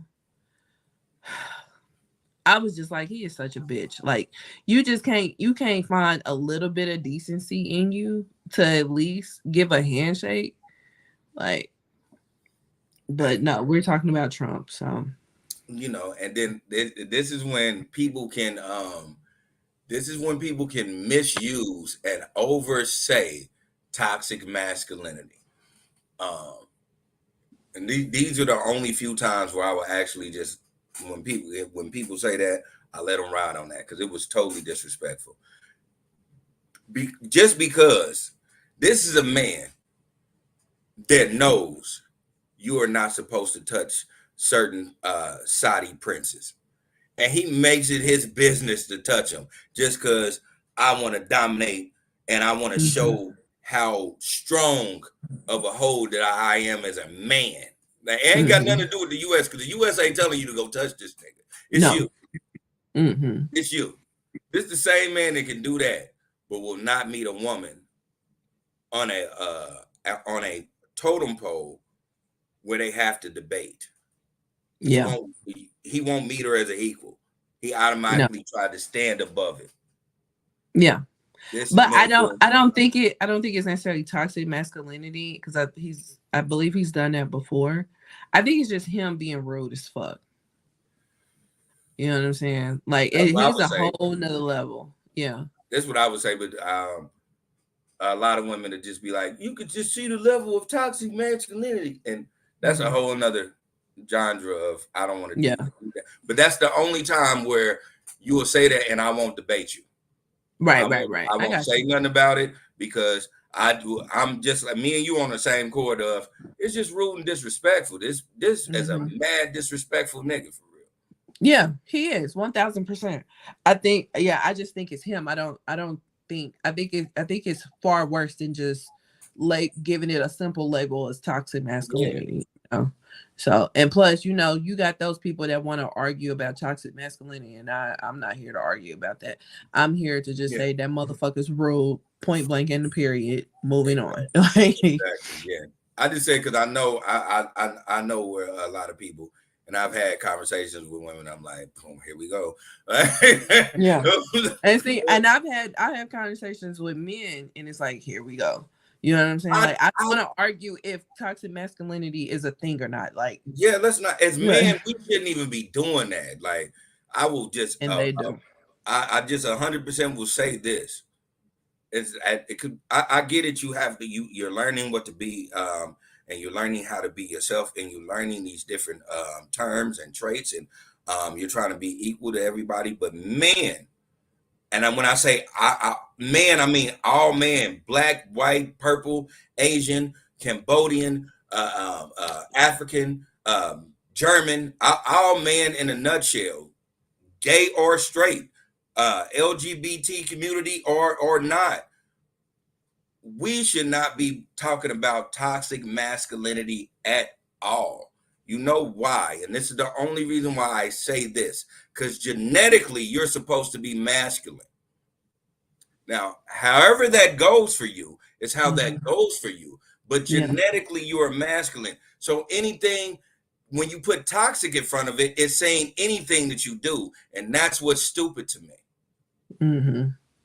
You're masculine. Now, you could be an asshole and still be masculine. That's just what it is.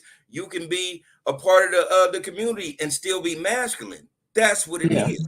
You have to understand that masculinity is never going to go anywhere because it's genetically coded in you. It's what it is. So the labels, or not label, but to put a word before it, it nullifies what it actually is. So stop. Really stop. Let that hang out with whatever feminist you're talking to at the time and just let her have it. Because you cannot explain masculinity to her. I don't care how masculine you think a woman is, you cannot explain masculinity to her. So don't. Just don't. Bro, save yourself. Because I don't. When they do that, I just be like, okay, you got it. It is what it, if that's what you feel, that's how you feel. And I you know, there it is. I don't even give you facts at this point because I'm not gonna argue about it. Because at the same token, what I said earlier, I can't have a conversation about a womb, so you can't tell me how my masculine is. Right. Period. Right. Yeah. And I give you that.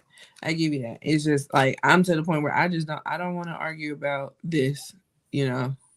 We have so many other things to discuss. Like, I don't want to get hung up on that. Right. You know, but some people get hung up on it. And then an hour later, you're still talking about it. I'm cool. I think we can waste 7 minutes on this shit. Yeah. But yeah, back to the debate.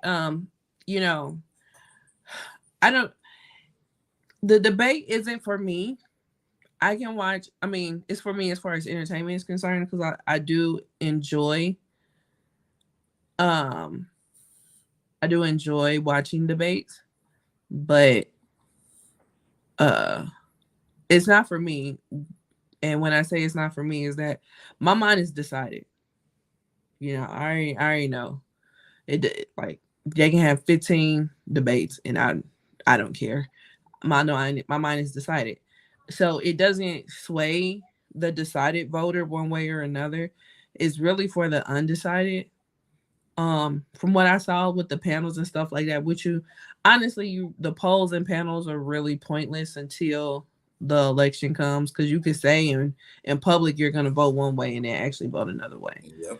So, I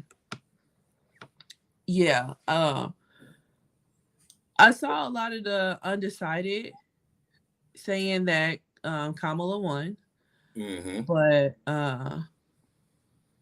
they I don't think it was too many of them that really was decided after this one. Yeah, we'll never know until election day. But what I will say is this: I come from debate. That was one of the dopest things that I did when I was in school was debate. So coming from debate, if you do that and you scale it on a point range, the point range can be as high as 100, or it can be as low as 10. If you do that, yeah, Kamala definitely beat the dog shit out of that boy. And when I say dog shit out that boy, when you laugh at a nigga mid debate, you already know you got something for. You already know you got an extra clip in here. Yeah.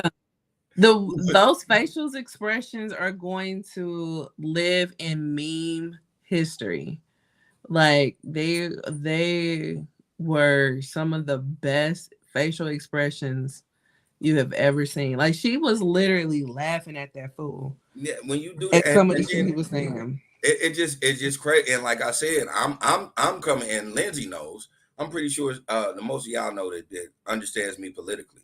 Um, you understand that even in this election, I have no dog in the fight, none. But as someone that did debate, yeah, I know who won. So if we're gonna go with wins and losses, he definitely lost this one. Period. Now, does that say he wins? He loses the war? No. But this battle, you can go ahead and chop it up. Out of everything that they were saying, like she was getting fed messages through her earrings because the earrings were similar to these. All this shit that y'all saying, Right. it still doesn't take away that she won. That's just like Deflategate for you niggas that don't do politics. It's the same way with Deflategate. Just if Tom Brady did deflate those balls, okay, he still won the fucking Super Bowl. At the end of the day, you got to go with what the win was. She won. She won at the end of the day. She won. At the end of the day. If they were doing that debate on a challenge where they were having a point system, she would have won. And yeah, not even saying that like he didn't have good points or excuse me, because I don't want to say good points, but points that that his party liked. She still outnumbered him with points just because the lies. It's just so many lies and so many tall tales and so many propaganda things that he throws out there. So they did a fact check on CNN, which is what they do after every debate. They said that Trump told 33 lies. Kamala told 1. So 33 and 1, that's a big difference. That's a big difference. Yeah. And then he doesn't even have no like set in stone game plan for certain things. And then I saw somebody say something that's interesting. They was like, he does have a set in stone game plan. He has Project 25. But he don't want to say it because he's low-key trying to distance himself from it pre-election, you know. So, and I was like, damn, you got a point there. But yeah, so that was the debate. Next up is where should we go next? Let's get this out the way and then everything else will be light. Diddy. Diddy is being sued by Don Richard. Anybody that knows who Don Richard is, Don Richard is a former member of Danity Kane. She was on Making a Band. That's when we were first introduced to her. She was on Making a Band, the third cycle, which was the group that turned into the girl group that turned into Danity Kane. That came from Making a Band. And then once he dissolved Making the Band, or not Making the Band, once he dissolved Danity Kane, he kept Don Richard, and her and Kalina Harper, I want to say that's her last name, Harper. Her, Kalina Harper, and Diddy, they formed a group called Diddy Dirty Money, which they came out with an album back in 2010 called Last Train to Paris, which was absolutely amazing. From what I understand, that was Diddy's most successful album as an artist. Yeah, so they only made that one album, and then not too long after it, they dissolved. And she became an independent artist ever since. So I haven't heard any of her music since Diddy Dirty Money. I'm not gonna sit up here and act like I'm a fan. But and then she went back to Danny Kane when they came back together. They came back together a couple of times, and she came back. She was part of the group again. But she is now suing Diddy for sexual harassment and hostile work environment and missed wages or lost wages. Um, and she has a 55-page document detailing these allegations. Um, she also has said in the docket or document that she witnessed him be physically abusive to Cassie on several occasions. She also named people that was also witnesses as well. Um, one of them being Kalina, and how Kalina specifically told her to stay out of that. She also named Jimmy Iovine, who is over Interscope. Excuse me. Um, Usher and Neo. She named them as being witnesses to his abuse towards Cassie as well. They she also um she also talked about how um when Diddy Dirty Money was presented to Jimmy Iovine because Bad Boy had a distribution deal with Universal, not Universal, Interscope. He's the head of Interscope. So when they had the distribution deal with Interscope and Diddy Dirty Money was presented to them, she said that Jimmy Iovine um pretty much didn't like their aesthetic, wanted like some light skinned women, some prettier women, and he didn't have their back. He pretty much was like, well, y'all need to go change and put on like some short skirts and stuff like that to try to win Jimmy Iovine over. And then when they changed, he still wasn't 100% bought, but obviously he agreed to it because they came out with their album. But yeah, he apparently always talked to him derogatory, called him all kinds of bitches, deprived them from eating, from sleeping, made them work around the clock, um, doing promotion without getting paid. Uh, and then he would have like meetings where he would be in his underwear. And then there was one particular time where he walked in on her while she was changing, I guess. Um, you know, and I think like he may have like touched her boob one time or something like that. I think that's what, yeah. Yeah, those things were mentioned or whatnot. And just sounds like a pretty much hostile work environment. And now she's suing. When the lawsuit got announced, it was a lot of mixed reactions. You know, one of the main thing that you hear from a lot of people when these come out years later after they occurred is why now? Why are you saying something now? Um, that's one thing that we kind of need to steer away from because you really can't tell a person when they're ready to come out.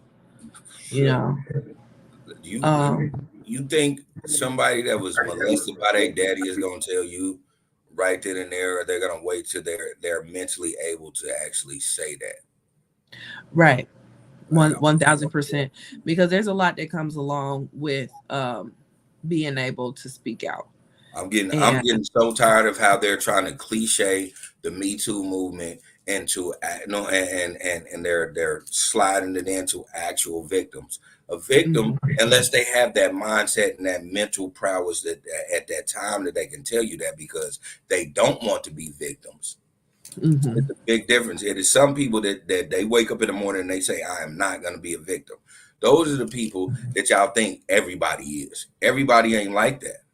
yeah, Why do you think Priest was able to fuck boys for so long? And I know that's vulgar, but it's the truth. yeah. And then this is the crazy part about the way that victim blaming and victim shaming works is that we have put such a stigma on the word victim that we make it seem like it's a bad thing to be a victim. Yeah. You know what I'm saying? Like sometimes you're the victim. It just is what it is. It just is what it is. And we shouldn't put such a negative stigma on somebody in that role to where they're trying to fight the fact that they're a victim. You're Yeah. a victim, and that's what it is. You're For, a victim. for my viewers, I call everybody niggas, but for my people that don't want me to call you that, for my people that are not privy to understand what a victim is literally a person that takes a loss, and that loss could be, it could be if you were in the game and you give a nigga a bird and he runs off, you're a victim. It could be if you are going to the grocery store and you swipe your card and someone sees that, and then then they start using your card number. You're a victim. It can also be if you got your innocence taken away from you Hmm. and you're too afraid to say something. You're a Yeah, victim. yeah. And you really have to understand that when someone violates you on a personal level like that, a lot of people don't say it. They because it for them it takes away from who they think they are. That's why they don't say anything off the flip. Hmm. You've never heard about a drug dealer getting robbed until he stopped selling drugs. And then Yeah, he'll tell you all the times he got robbed before. yeah. In layman's terms, if you think that happens to him, what do you think happens to the man who got touched by his uncle, who was trying to show everybody and include his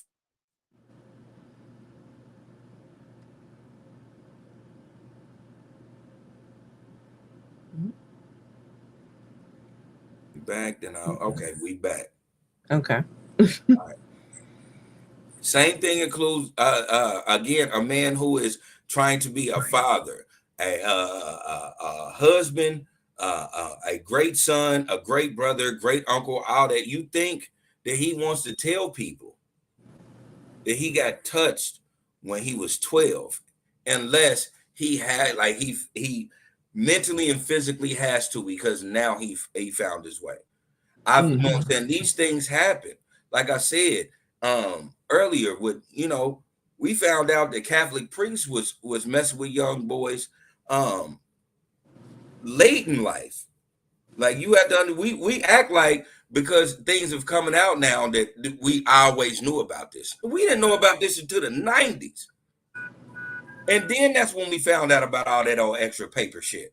Right. We didn't know shit about them lawsuits. We didn't know shit about nothing. So if that can happen in real time, who somebody is needing assistance. Yeah.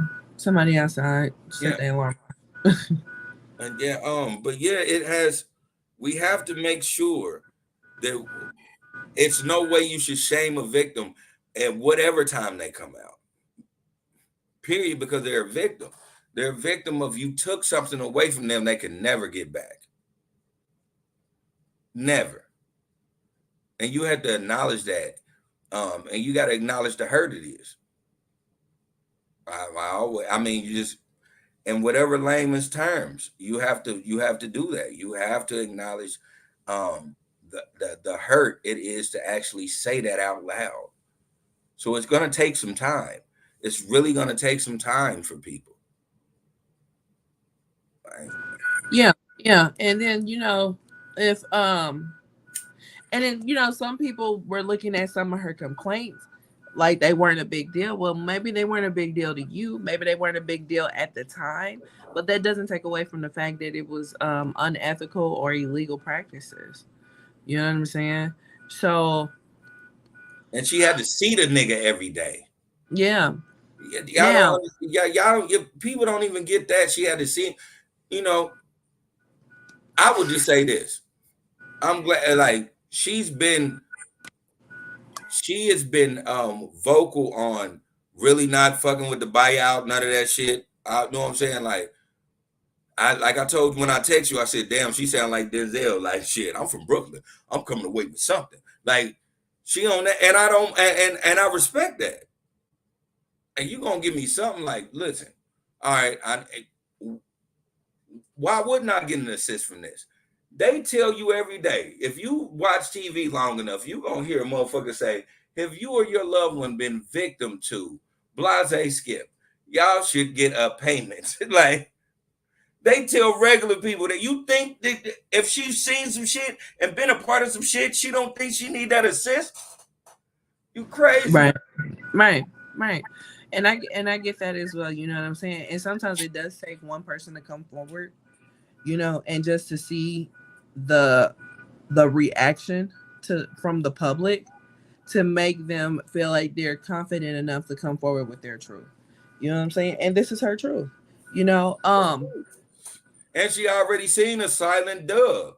She already seen this nigga get $100 million. I don't know when he gonna get it, but you seen him get it. Right.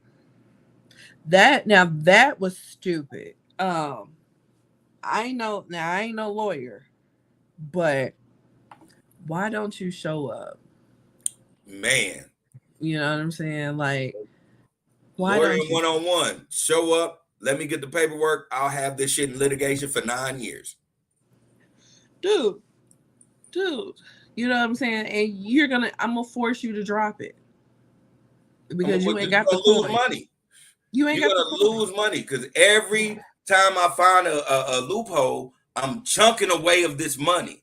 Yeah, I'm chunking away. So pretty soon it's gonna be like, okay, we're giving $5 million, but he's already spent $4 million on lawyers.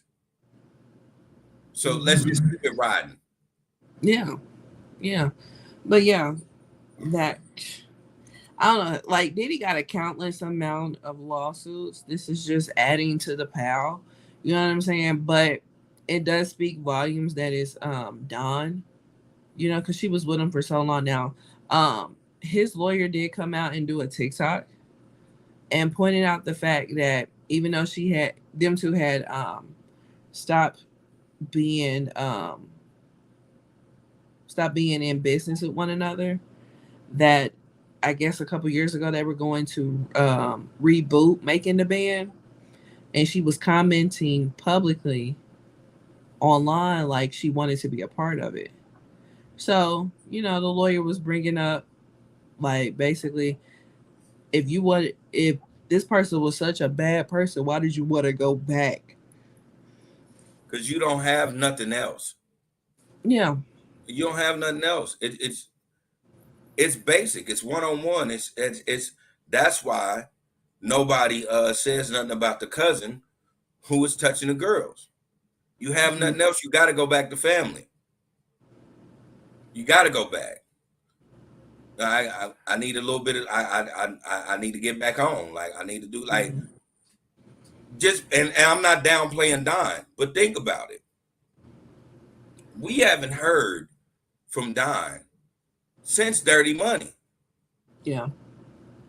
So that means her money ain't that dirty. You know what I'm saying? So of course I can see that happening. Now I still understand that because that happens in the streets. I always want to like make niggas understand that shit. You know when a nigga he stop fucking with you and then he come back around. He don't even like you for real. Yeah. But this is where the money's rolling. So I gotta come over here. My plug out. I gotta come back over here. Yeah. This is what you're seeing. And then you remember the good times. Yeah. So and that don't mean I wasn't a piece of shit ass nigga. I probably made sure you wouldn't get no money. Yeah. But you still gotta come back to me because I'm one of them niggas that I want niggas under me instead of on the side of me. Right. You gonna see that a lot. Yeah. You know what I'm saying? Like, you can't like I get the point that was being made, and it does bring up a great question, but you can't just solely base it off of that as well. You know what I'm saying? Like, there are different factors on why somebody would go back to somebody that was their abuser, Niggas was getting touched by Harvey Weinstein and still making movies for that nigga. Right. Fuck are we talking about? It's just true. Like, it's one of those. It's Munchausen syndrome, and Munchausen, blah blah blah, the syndrome. Munchausen. Yeah, you just get caught up in that poison. Mm-hmm. You get caught up in everybody's sick. This is your mentality. Everybody's sick. I might as well stay over here. Mm-hmm. You know, that's exactly what it is. And you, in your mind, you got so warped. Everybody's sick. Mm-hmm. Everybody like that. So, do I want to go over here and get a new sickness, or do I want to stay with the sickness that I'm comfortable with? Mm-hmm. So what happens? Yeah. This is what it is. That still doesn't say she's not a victim. No, it doesn't say that she's not a victim. At the end of the day, we just gonna have to see it all play out. You know. I'm a sticker on. You know, niggas hate me. I've had so many people talk to me and tell me about my opinions about what I say about this, and I always stick to the same thing, and I will say it again. At one point, Black people have to set out their monsters in order for us to get an understanding of that shit don't fly in our house. We have to set out these monsters. Mm-hmm. It just is what it is, and I hate that our monsters happen to be the people that we actually was looking up to. But this shows you, and the very meaning of me saying this shows you never know who the fuck the monster is. So set that nigga out, because once you set that nigga out, what you do is you make a staple of that shit don't fly. We have to understand that shit don't fly. Hey, yeah. Dude, you can't keep stop getting influenced by the people that know what I'm saying, that do that and gain power. All their power is evil and false as fuck. Mm-hmm. Let's not do that. And I ain't saying we got to take over and be powerhouses and be dictators and none of that. But in order to be the king in whatever kingdom you have, that shit don't fly. Period. Yeah. You know, everybody get mad at me for saying, hey, man, shit, whatever happens, man, Diddy better pay them people or go to jail. Y'all be mad at me for saying that because it's Diddy. Like, at the same time, if you found out your girlfriend was touched by her uncle, you won't even let that nigga in your house. Right. So, nigga, what makes him different? Yeah. Man, fuck all that. Set these motherfuckers out, dog. Like, I mean, I ain't say it like that because, nigga, if you don't like her uncle, me an example. I don't like your uncle can't be around me, then your uncle can't be around the family. Nigga, when I show up, that nigga better leave. That shit don't fly. Yeah. That's just what it is. And I know that from pure experience of now I don't play that shit. Right. And that shit didn't have nothing to do with the woman I was fucking with at the time. It was her mother. Her mother got molested by a nigga and they was still having him in family functions. No, the fuck he ain't. Yeah. Man, y'all listen, you want me to show up, that nigga better leave. Because I'm going to say something. Right. Like, I can't get with the fakeness. No, I'm not about to be on that shit. Because I feel some type of way, and I mean, I'm not gonna stand on your coffee table and let you know that I feel some type of way, but I'm not about to be around this bullshit either. Yeah, and if y'all want to play all that shit, y'all can play all that shit. I'm out. You know, I'll never forget that shit, man. That lady didn't leave the living room. I was like, what? I said, oh man, that nigga gotta go. Hold on.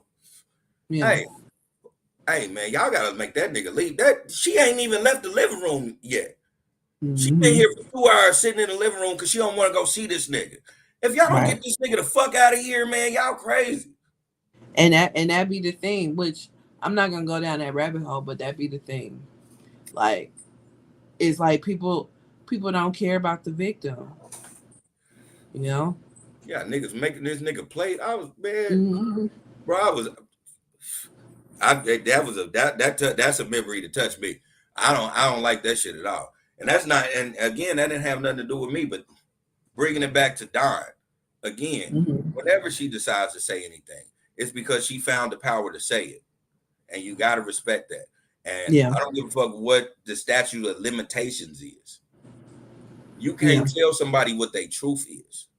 Right. You can't tell. And you can't dictate what she experienced to be important or not important or anything like that. Because say that. Yeah, you can't compare experiences. You know, like that's people don't even look at that. Like, Like if you set aside all the other shit, just her witnessing the shit that he was doing to Cassie, that's traumatizing in itself. Boom, boom. You I'm know what I'm glad you saying? said that. I'm glad you said that because this is where I was gonna switch and say, being a man and you know, if you know you wasn't doing shit, or you think you wasn't doing shit, quote unquote, Mhm. this is how the feds get you all the time for conspiracy. They already got a case on you beating Cassie. So now, bow. Now they got a witness. That's all they fucking need. That's Mhm. why your brother is in the feds right now, because your brother was clean, but a bitch ass nigga or a woman came up and was like, yeah, I seen him do this. Mhm. That is what a conspiracy is. So she played it right. If she ain't even a victim, like I said Mhm. in the beginning, if she on her Denzel acting like I'm from Brooklyn, I'm coming away from something, coming away for something. If she's on that shit, conspiracy is 9/10 of the motherfucking law. That means it is a 1/10% you gonna ride out of this bitch. Yeah, right, right. So I don't know. I mean, we're definitely gonna watch it and see how it plays out. But you know, one thing I did watch somebody else talk about it earlier, and one thing that's annoying to me is people trying to rewrite history. Because we now like now Diddy is disgraced. He's been disgraced for almost a year now since the Cassie lawsuit, right? So now everybody has all these opinions and they're looking back on times where we just saw him as a beloved artist. And now you're trying to paint this narrative like shit Producer and was CEO. weird. Yeah, like but now you're trying to paint this narrative like shit was weird overtly. And it's like, no, it wasn't. No, it wasn't. We, as the consumer of music, we consumed his music. We, as the consumer of entertainment, we consumed his entertainment. We, as the people, looked at him as a beloved celebrity, right? What? I would say that to a point. Yeah, I would say that but to a point. I mean, of course, you had little rumors and happenings going on and whatnot. But I'm talking about as the general census. Yeah, you still love Yeah. Puffy. Like, You don't still get it love twisted. You Puff, still right? love Puff. We've been loving Puff for 30 years. But now with this shit going on, because like the person I watched before, they was just like, oh, it was always something weird with Dirty Money, and it was just like something a little cringe about. I'm like, no, the fuck, it wasn't. Like, No, let's stop no, it. no. Let's stop with the games. And I had to comment on the video because I was like, me as a big fan, i.e., I have some Dirty Money lyrics tattooed on me. That's how big of a fan I was. It was not weird. It It was wasn't. not weird. It was a great concept. It was his most successful as an artist, and we love what was being put out. We loved the music at the time. So let's not try to rewrite history now. All of a sudden, that all these secrets are being revealed. Now we want to look back and be like, it was weird. I felt it was weird. No, in 2010, you did not feel like Dirty Money was weird. Fuck no. It was a Yeah, retro look. It was two women and a dude. Like, yeah. that was a Frank Ocean fucking cover. You know what I'm saying? And the hits were, and like, come on, man. Like, you can't deny that single was a bop. Yeah. Like I mean, they had Coming Home, which was huge. They had Hello Good Morning, that was huge as well. The album is, like I said, nothing short of amazing. You know what I mean? Like, um, Dirty Money was actually, it was, you know, because I get on these rants. I'm not going to do that. I'm going to just say, like, yeah, you're 100% correct. It wasn't nothing cringe about that. You didn't see that shit. And Don is a professional. You wouldn't have seen yeah. it. Right. That's the reason why he kept Don around, because when he disbanded Danny DeCane, it was because of some bullshit that was going on, whether it was between him and Don or him and D Wood, or whatever the case may be. The only one he kept was Don, and then he created another group to where he was a part of, and they brought Kalina on. You know what I'm saying? So, like, I mean, he kept money in her pocket, and whether she got fully paid or not, that's something that they gonna fight about in court. But he kept money in her pocket, and we ain't heard from her since. To be like, the majority of us ain't heard from her since, because she went independent. But yeah, like let's not do that. Like, dirty money was a thing, and it was a successful thing, and it just was what it was. We did not know all of this stuff that was going on, which we wasn't supposed to know. We wasn't supposed to know. At the same time, I'll say this: all of us knew from after Tupac died that Diddy was a strange individual. None of that stopped us from fucking with Diddy. Let's just keep it a buck. Yeah. Like, none of that stopped us from fucking with Diddy. Yeah.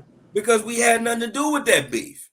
Nothing. Only thing we knew was this man made hits too, and this man continued to make hits.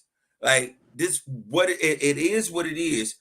We like Puff Daddy for the ability for him to make an artist worldwide. This is why we like Puff Daddy. This is why we like Diddy. It has nothing to do with whatever outside things he does. We know that if he has a star, he will show you that it's a star. Now, how he fucking preps that star has always been, oh no. Right. Right. It's always been that way. And it's one thing where I'll double back to, we need to set out our monsters. We kept looking a blind eye. He was the uncle that everybody was weird around because he's done some weird shit. But he still was your fucking favorite uncle because he had the fucking money. Mm-hmm. It just is what it is. Puffy pull up, and he pull up with and 3 Rolls Royces. He tell all of us to get in. We about to have a party. You're gonna get in that car. The problem is you're gonna realize an hour in this party ain't no bitches there. That's just what it is. Right. This is we found that out a long time ago. Right. So Tohi's watching. Hey Tohi, she says, hey Ish Talkers, hey Lindsay and Lily. She says, if this stuff about Diddy wouldn't have come out before Me Too, I wouldn't have believed it. But now I can believe anything about anybody in entertainment. That's fair. Certain things didn't make sense then, but it does now. You wondered by Diddy acting the way he did, but now you know he was a nonstop power trip. 100%. 100%. And then, I mean, you look at it, that he was a power trip, but then in the same breath, you also got to look at it like maybe he had to be one of some sorts, because he may have not been the super mogul that he was if it wasn't for that. You know what I mean? Mm-hmm. Like, sometimes you have to be the most hated in the room to get the results. Yeah, he just took that most hated to an egregious amount. Like, right. He took it to a whole nother level. It takes a different type of individual that looks a man dead in the face while the public is watching and tell him, why you don't party with me though? Like, what the fuck do you mean, my nigga? Like, wow. I mean, he did do some weird shit. I always say, to this day, I really, and I've never met this man in my life, but I get the utmost respect to Fabulous for looking that man in the face and like, we partied before. Like, fuck are you talking about? Like, it wouldn't. Like, he said it in the most respectful way, but he wanted to be like, what the fuck type of shit are you on right now?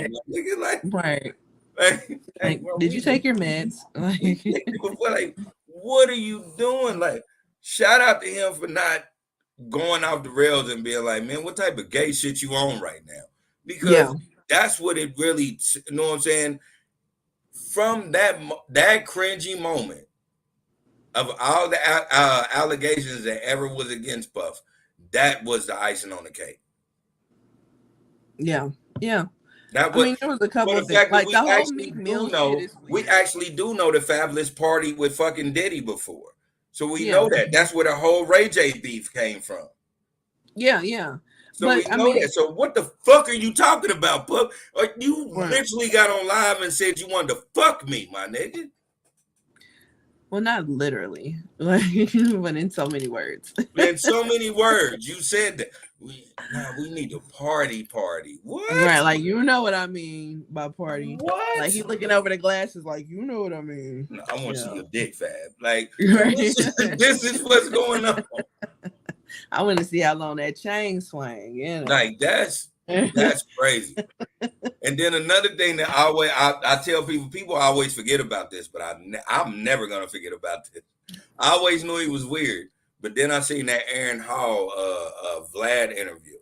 Yeah. And that just solidified that Puff Daddy is a dick watcher. That nigga straight up said ain't nothing but big dicks. You know what I'm saying? Around here, like, somebody need to be investigating the shit out of Aaron Hall because he done did some shit. Yeah. That's another rabbit hole we're not gonna go down today. He done did some shit. Yeah, that nigga was too blunt with it. Ass puffy. And with Jodeci, I'm like, did you just whipping your dick out in front of niggas? Like, what? Right. Like what? I mean, long stroking these bitches. Hey, what? Right. What? Nah, you just named niggas though. Right. Do you realize what you are saying? Yeah, you just named a bunch of dudes. It's not cool at all, sir. Mr. Hall, I'm gonna need you to refrain from talking. But I'm Tony said, fucking bitches. I never tell you a bitch name. I never tell you a celebrity woman. But what I will do is name all the niggas that saw me slanging big dick. According, well, maybe because he didn't know the women's name, because you know he did say in that interview that pretty much he gave women a look and then they went upstairs and it was on. So it wasn't no one celebrity woman that you gave a look. Well, does she turn into a celebrity? You still can mention those names. You didn't mention. Only thing you mentioned was niggas in the room knew I had a big dick. But the chick that mentions him, she was underage at the time, so that's probably the reason why he don't mention her. So. Yeah, that's what I'm saying. We're not going. Again, that just makes what today. I just said. Diddy did that shit. Diddy was in the building. Yeah, that's why I said we're not going down this rabbit hole. Like that Hall rabbit hole is a deep hole. No pun intended. But I'll make that motherfucker deep. You can ask them niggas about why the fuck do you say that? And then you better ask them niggas about me. I will never have a conversation with anybody. No, while I'm talking about my manhood, and not just name a bunch of niggas that know about it. Like, can you imagine if somebody really was around whoever he said and was just like, so Aaron Hall's dick, how big is it? Like how big is it? How do you bring that up in casual conversation? Like, I'm at the local Starbucks and we're grabbing, a mocha with extra shot of espresso. And we're just sitting chilling, hey, I got this new sound I'm coming out with, blah, blah, blah. So about Aaron Hall's dick, like what? How do you do that? How does that happen? How do you segue to that? Like, right. You get in there like, you guys have been on tour for 20 plus years. You guys have, you've been able to stay together. You started off with Jodeci. Now it's just you guys. You guys are brothers, right? All right. You guys are tremendous brothers. You said you're coming out with a farewell tour. Aaron's dick size. He said, I just want to know, is it true? Like, right. Who does that? Who fucking does that? He said that. He said ass, y'all. Y'all was there. Were you in the building or not? He said ass. So, like, was hey, he just saying. pulling it out and then jump roping with it just to let y'all know it was solidified? Like, what was he doing? Right. I mean, how far did it grow? I just want to know. Inquiring minds. But I'm not getting like, yeah, like that's what makes it so cringy. Like, that's what makes me say, yeah. For him to be so comfortable saying that, yeah, Puff out some extra shit. Yeah, I don't know. Aaron Hall's a special case, but anywho, so he says, that's a difference in gaining respect and being an asshole. He was an asshole. There's a difference in gaining respect of peers and being a complete asshole. He was an asshole and talked down on others he had nothing to gain from. That speaks to one's character, or of one's character. That's a bar. Agree. That's the truth. Agree. Yeah. That's the truth. I always tell people, to this day, I remember when Making the Band came out, I was a kid. And as a kid, you know what I told people I would never do? Walk across Brooklyn to get a motherfucking cheesecake. I am not from Brooklyn. I'm not from New York, period. I'm not from New York, period. I am not walking the streets of New York for a fucking cheesecake, my nigga. You got me fucked up. That would be the time that I'm just packing my bags.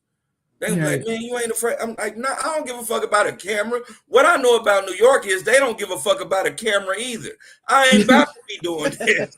That's the last thing I need is for my hood to see me getting the mollywop out of me, trying to get another nigga a cheesecake.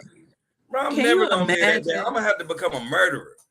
Can you imagine being the cameraman that had to walk with them to get this cheesecake?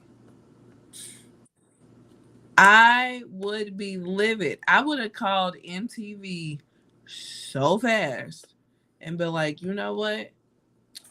Let's go on ahead and just end our business. Yeah, man, come on, man. I'm not send me my first check, nigga. I'm out of here.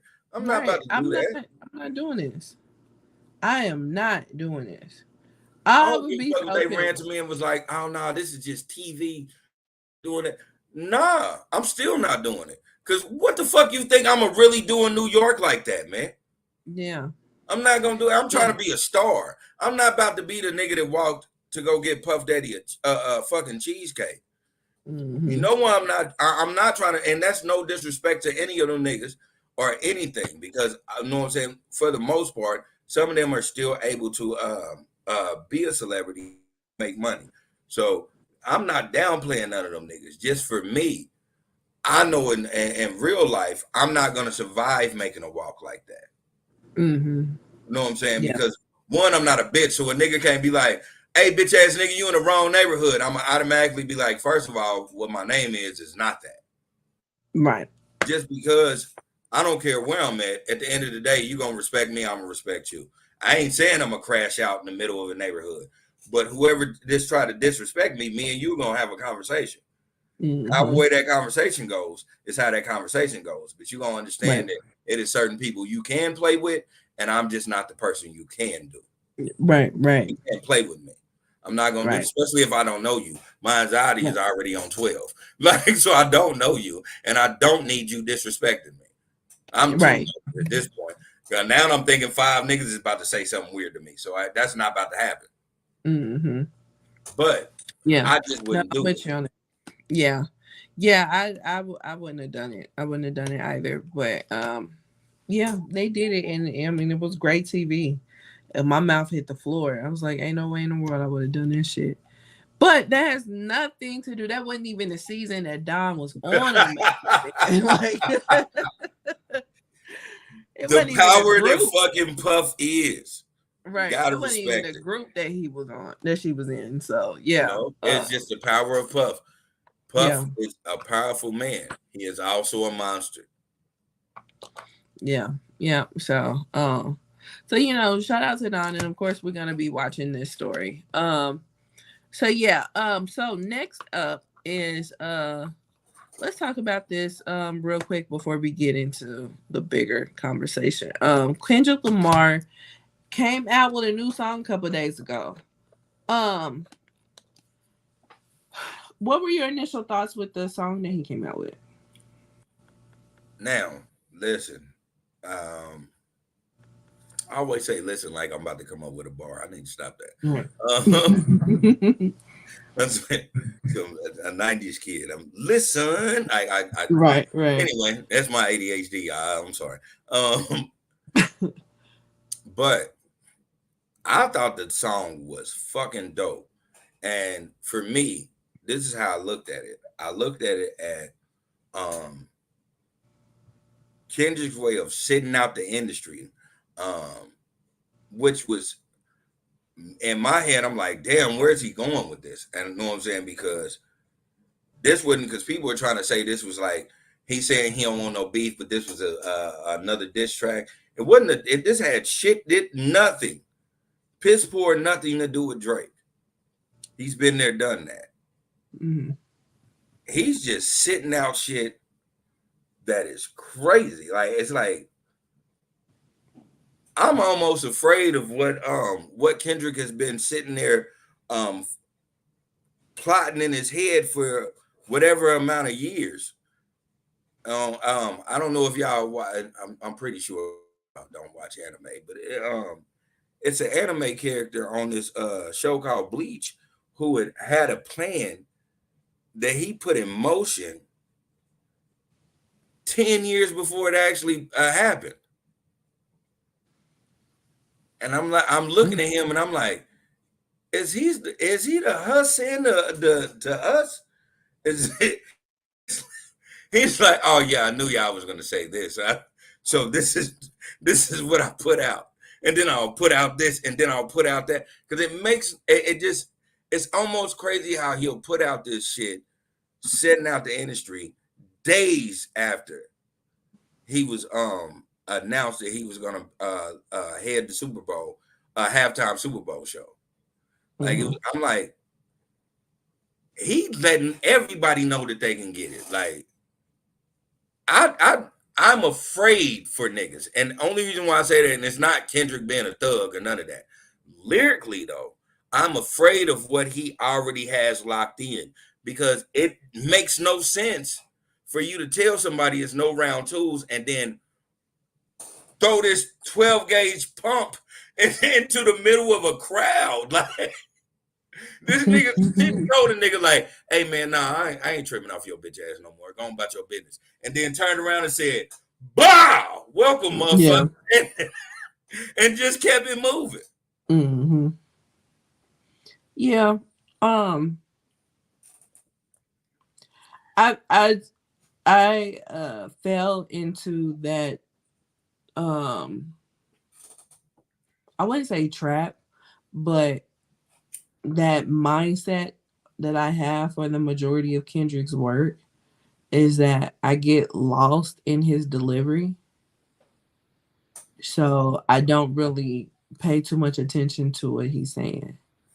And I fell into that again.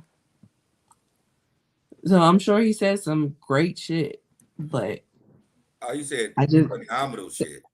Yeah, but I have that problem when I listen to Kendrick. Is that I can't pay attention to what he's saying because I get lost in his delivery. And it's not saying that his delivery is bad because his delivery is like second to none. You know what I mean? It's phenomenal. But it's I get hypnotized by it. Yeah. I get hypnotized by it. Yeah. So I can 100% see that. It is it is certain groups that I love their music, but I could not give you not a lyric. Mm-hmm. You know what I'm saying? So I totally get that. It's because they're, for me, whatever melodic tone that they get into, I get into a trance where I just like the music. Yeah. Yeah. Yeah, I get that. I understand that completely. Yeah. Yeah. And that has been my ongoing issue or non-issue. Because it just is what it is. Yeah. But that has been my ongoing thing with Kendrick. And once I was able to articulate it and say it, people was like, yeah, that's my issue too. So I'm not on an island with that thought process. No, I would never say just because Mm-hmm. people people get caught up in how famous Kendrick is, and then Mm-hmm. people lose focus on actually what generates what hip hop is. Mm-hmm. Hip hop is bass, bounce, excuse me, bounce, snap. It gets your head bobbing. It takes you out of a depressed rhythm. This is what hip hop is. Mm-hmm. This is what it was created for. So Kendrick always is. If you never wanted to be a lyricist, or you never wanted to just deep dive into um the reality of hip hop, yeah, he is always going to be the individual, and that's no downplay to y'all. I get it. Um, that's just it. Just tells you that you like this certain this certain rhythm, this certain volume of whatever EPs and knots gets you into a level of understanding, and this level gets you on a level of just melodic. It just goes, you're caught up in a trend. Of course, you like it, but Mm-hmm. you're not gonna be able to like recite it or do anything. You just go with it. It's a bunch of songs that I have that do the same thing. I can't tell you a lyric on this motherfucker, but this motherfucker hard. Mm-hmm. You get it. And you know what I'm saying? That's just the thing, and that's just because Kendrick put himself out there as an individual who loved the craft more than he loved to get your head bobbing. Mm-hmm. So I get it. Yeah. Yeah. That I do see. And then every now and again he'll give you a banger. He'll give You you a know. banger, and you'll love it because he does that to let you know he's never forgot where he came from. Right. He's just an Right. artist. He's exploring what it is to be an artist. To bring it back to Mm-hmm. this song, it was certain things about, like I said, when he set the industry out, he was basically uh really just talking about the morals of what's going on and what he sees, and like the hypocrisy of most. Like I Mm-hmm. said, it had nothing to do with Drake because he been there, done that with Drake. He already exposed it. Yeah.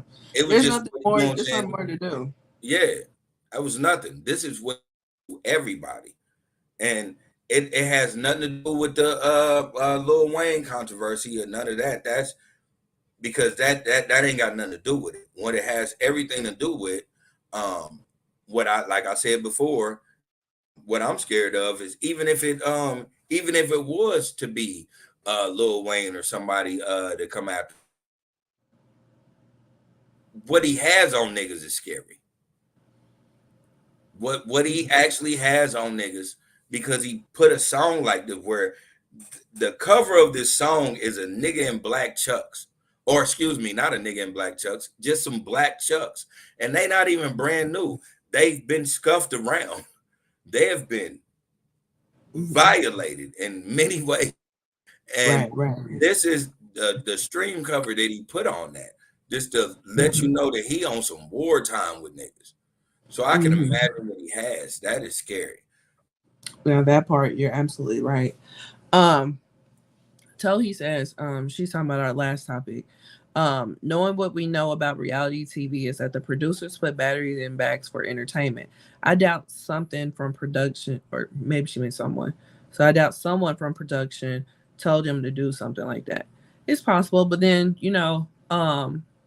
Diddy is also like a mastermind when it comes to that as well. So it could have been something off the fly, like what we saw. Hmm. Um, she also says, I think that is why I fell off of Kendrick. I got into him around Damn and even went back to listen to Pimp a Butterfly and Good Kid Mad City is a Kendrick classic. Um, I'm assuming she's meaning like as far as like his flow and stuff like that. Yeah. Yeah. And that's why I said like back when all this beef started when J. Cole put his hat in the ring. I agree with him when he was like, your last was what did he say? Your last was tragic. Your first was a classic or something Yeah. like that. Then and then the To Pimp a Butterfly, like, but they gassed it. You know, like I agree with his assessment. Um, so he said, she also says that he's a little too lyrical for me, but he does have songs I can really get into with real good flows. Yeah. Kendrick is an acquired taste, and I give you that. Mm-hmm. I've been a fan of Kendrick Lamar for a long time. I got introduced to him on Section 80. Mm-hmm. That mixtape was. Then I heard him on other records that nobody was really paying attention to. Like I heard him with SZA before on what is it, Crucified. Um, then I heard him with a white artist named Blake. That shit was amazing. I always been in tune with Kendrick Lamar, so Mm-hmm. I've always liked him lyrically. But again, like I said, I understand that sometimes he will go above people's heads, and that's just because he just looks more in the artistry more than to find a bob. And this is Yeah. no downplay to the niggas that like to find a bob. It's just that's not where he's at, and he's able to do that because financially it works for him. If it didn't financially work, we'll have a totally different conversation right now. Right. And I like that you said that he's a acquired taste. Yeah. Which is why I feel he should not be doing Super Bowl. So let's get into our next subject. Super Bowl. New Orleans 2025 is being the halftime show is being headlined by Kendrick Lamar. And it's not just Kendrick Lamar. I like Kendrick Lamar.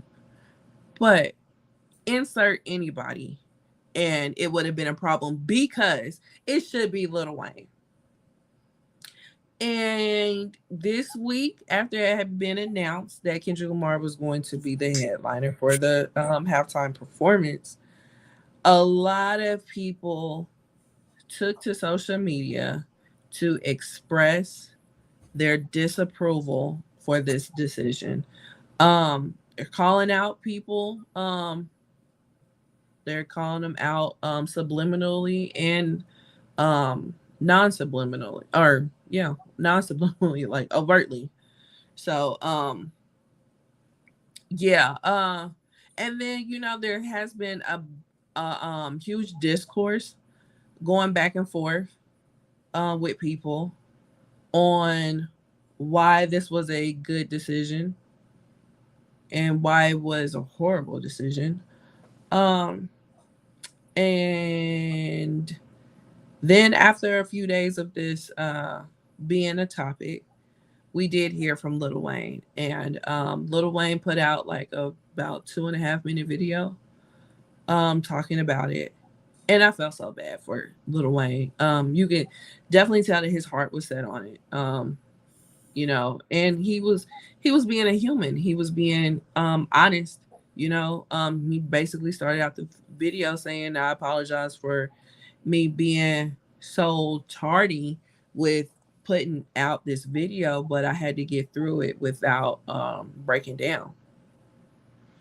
So he also said that he blamed himself for putting himself in a position to get let down because he really honestly thought that he was going to go on ahead and be the headliner. It was so sad. All weekend, I just been telling Siri play Lil Wayne, and they just been playing Lil Wayne. And there's so many songs that I'm like, this would have rang off in the Superdome. This would have rang off in the Superdome. I can totally see him starting. I can totally see him ending with this song. You know what I mean? So it's really sad. It's really sad. And we look at Super Bowl acts as a legacy act. Somebody has to be in the game for X amount of years, has X amount of songs in their catalog, has X amount of hits in their catalog, to be able to pull off a 13-minute performance, hitting, just hitting, hit after hit after hit, and it, I just don't feel that Kendrick has that many hits to pull off a 13-minute. He's gonna have to call on other people to fill up that time for him because he doesn't hit like that. And on top of that, you got to think also this is a platform that the whole world would be watching, not just a specific piece of a world, the whole world. Um Even though Kendrick is beloved, Kendrick is also ridiculed and hated as well. And he's not going to reach that person that's watching in the middle of Iowa. He's not going to reach that person. He's not going to reach that person that is in Idaho watching. You think so? Yeah. I definitely think so. Like a farmer that has been farming for 20 years, they're not the typical Kendrick Lamar fan. Okay. So And but as far as Lil Wayne is concerned, Lil Wayne has cross genres. Lil Wayne has all kinds of fans from all different races. I know Kendrick has a lot of different races in his fan base as well, but he's very niche. You know what I'm saying? He's very niche. He's not. I mean, Lil Wayne is more broader. So I would be inclined to think that he would have a broader audience. Also, the next two Super Bowls will be in California. One in the Bay, one in LA. They could have put Kendrick Lamar on one of those if it was that deep for Kendrick Lamar to be a headliner at the Super Bowl. So I don't. So I mean, it would have been the stars aligning. It would have been perfect for Lil Wayne to have been the Super Bowl halftime show headliner in New Orleans. You know what I'm saying? Like he's put in the time, he's put in the work. He has the hits, and a lot of people want to make arguments about his stage presence and stuff like that. Yeah, act like he would have been up there by himself the whole time. Like I don't think he would have been up there by himself the whole time. I think he would have at least brought out Juvie and Manny Fresh at one point. But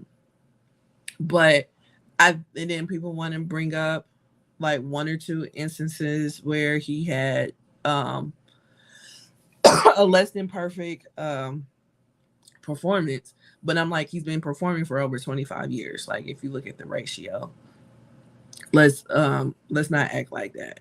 And I am speaking from a person who have seen him live. He's a great performer live. So I'm not speaking just as the average watcher on TV, seeing him do one or two songs on TV. No, I have actually paid my money to see him live. He is a great performer, and he would have rocked out at the Super Bowl. So my feelings are hurt. But my feelings are pale in comparison to Lil Wayne's, and I just and then like people want to bring up like, oh well, people didn't say nothing when it was years ago and Beyonce did it. Well, for one, it's Beyonce. For two, for two, it was. I mean, it probably wasn't Lil Wayne's time. I feel like this was Lil Wayne's time. You know what I'm saying? And yes, a lot of that doesn't necessarily mean that when a Super Bowl is in a city, you're supposed to pull from their local talent. I'm not saying that at all because people want to make that argument. I'm not saying that at all. However, we are talking about New Orleans, Louisiana, United States of America. What is one of the top things that Louisiana or New Orleans specifically is known for? It's their music. So why not have the hometown hero headline the Super Bowl? You know what I'm saying? Like it doesn't make any sense why they would not pull. Just like how people had an issue when they were in Atlanta and they did not pull from the local talent. Like I'm just annoyed. I'm just annoyed. Bro. So I'm done with my rant.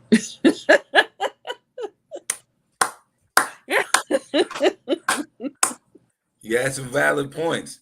Yeah.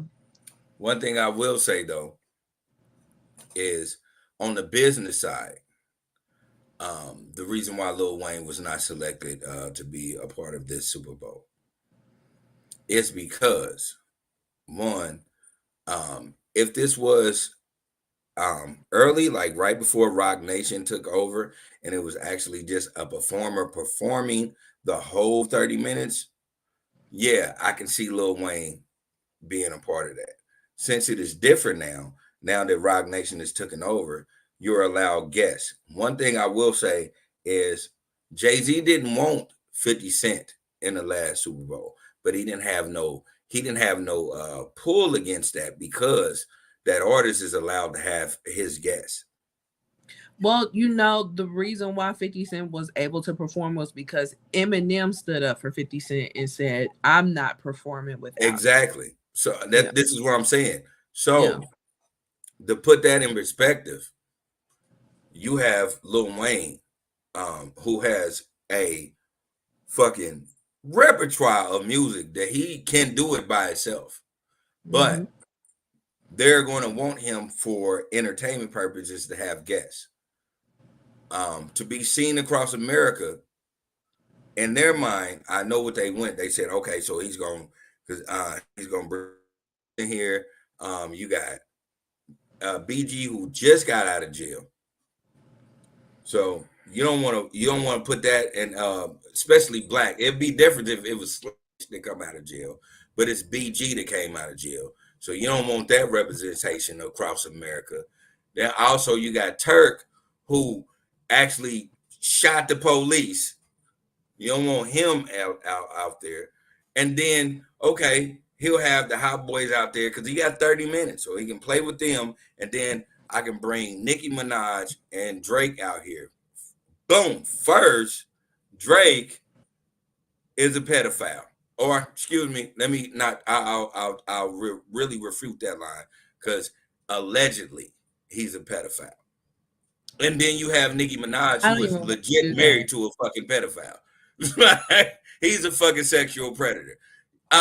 It is too Yeah. many things that outweigh the narrative because again, this is across America. So the last thing that a Kamala Harris presidency wants to see, I'm gonna keep Kamala.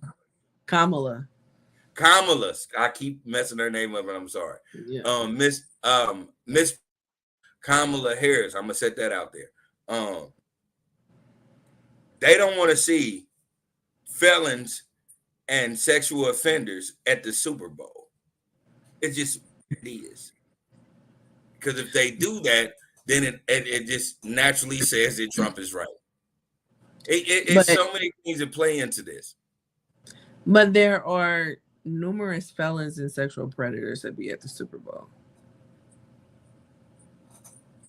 Not in front of your TV. It's a gang of them sitting in there chilling, rooting and eating fries. It's a gang of them motherfuckers. You know what they not doing? Boom, boom, boom, boom, boom, boom, boom, boom, boom. I got that super bass. Like they not doing that. Well, she wouldn't be doing that either. They would not play super bass. It's like, whatever the fuck. I'm just saying. This is not. You understand? Because I always want people to look at it on a level of just clarity for real. No. I get what you're saying, and in the same breath, I feel like it wouldn't be Hot Boys on the stage. Like, and if he were to be like, okay, I'm gonna bring the Hot Boys on stage, I feel like they would be like, yeah, no, and he would just figure out something else. Now, what he cannot do is not do Back That Ass Up. So he would definitely bring out Manny Fresh and Jovi. But bringing Hot Boys, I don't necessarily think he will bring out or be able to bring out Hot Boys.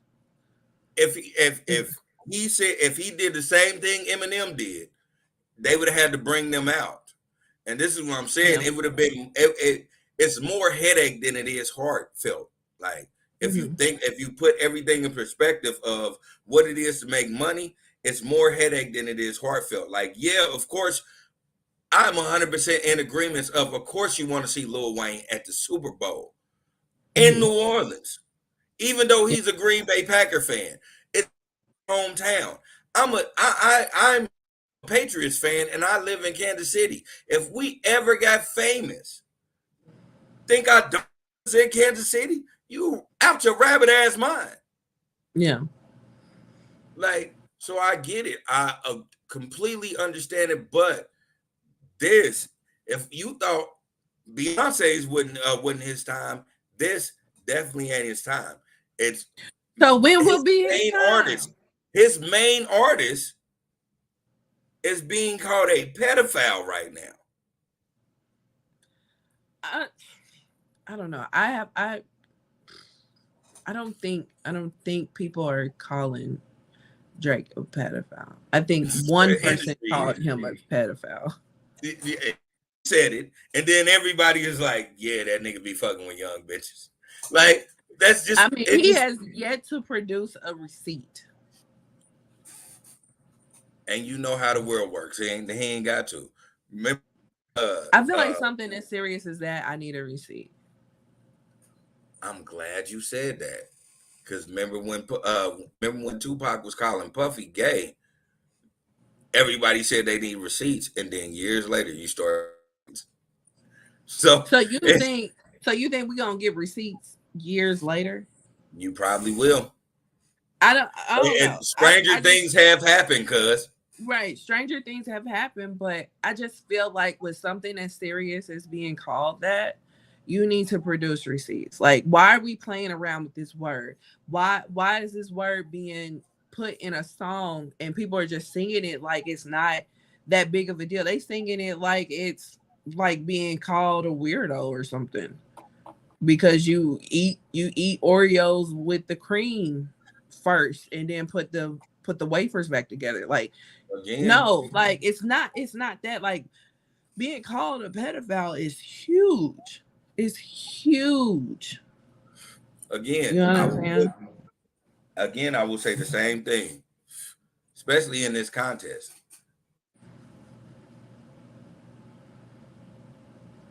Uh-oh.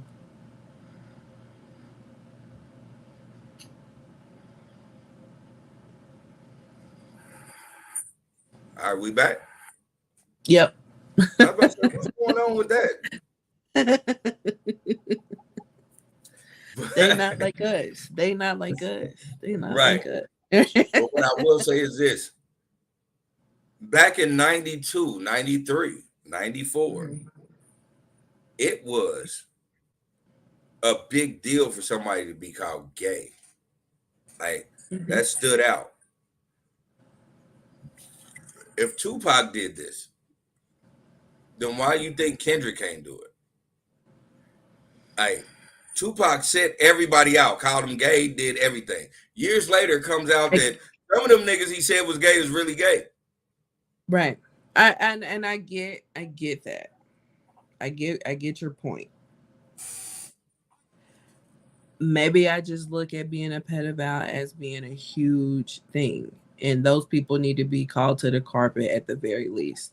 And I get that. I understand that completely. And the same rules apply because back in those days, the same rules apply. If you're gay, they wanted you to put them out there. They wanted you to. Yeah, so it's the same thing. But in the 90s, being gay wasn't against the law. In the 90s and currently, being a pedophile is against the law. You know what I'm saying? So I get that. At the same time, it's still the same. It's still the same mind frame of you want to sit those people out there. People get set out like that. It's not saying that, you know what I'm saying, you will ever see the justice of it, but it's the fact that people get set out. It's just one of them, and I'm not downplaying what pedophilia is at anything at all. But what I do say, that we have to understand that in 2024 we are way more desensitized, and that's this is the way they're looking at it. I'm not downplaying pedophilia. They're downplaying, but that's what it is. They're down shit because everybody's desensitized about everything. It's downplayed. It's not. It's just a sin. That's like that's how. And I hate to be laughing when I say this, but this is how they looking at shit now. Yeah, Yeah, and I looking don't at like shit is it. I don't like egregious. that shit. I don't like that shit at all. Like I'm old boy in belly eating a banana. I don't like that shit. I don't like that shit at all. Like we should not be downplaying, be desensitized to pedophilia. No, absolutely the fuck not. They've been doing it So for a and he put long it in a time, fucking song and he said that shit. And he rhymed that shit and everybody's singing along to that shit and I and nobody's doing nothing about the shit. and Like nobody's no, doing nothing about. I keep saying that shit. This is the thing that what I tell people all the time. When it comes to Kendrick, I'm like, the very fact of he set that shit out there and it became a catchy trend instead of let's open an investigation. right. Further lets me know, and they could be doing it on the sneak. So let me not say that, but the way the world took it as just catchy, Yeah. it Like just no. it just lets me know how desensitized the world is now.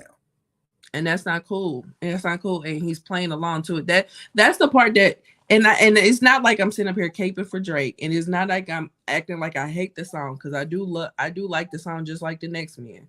And I'm not caping for Drake either because if he's really a pedophile, he needs to be put out there. You know what Exactly. I'm saying? But you putting the shit out there in a song and you not following it with no fucking receipts, that's you're being you're being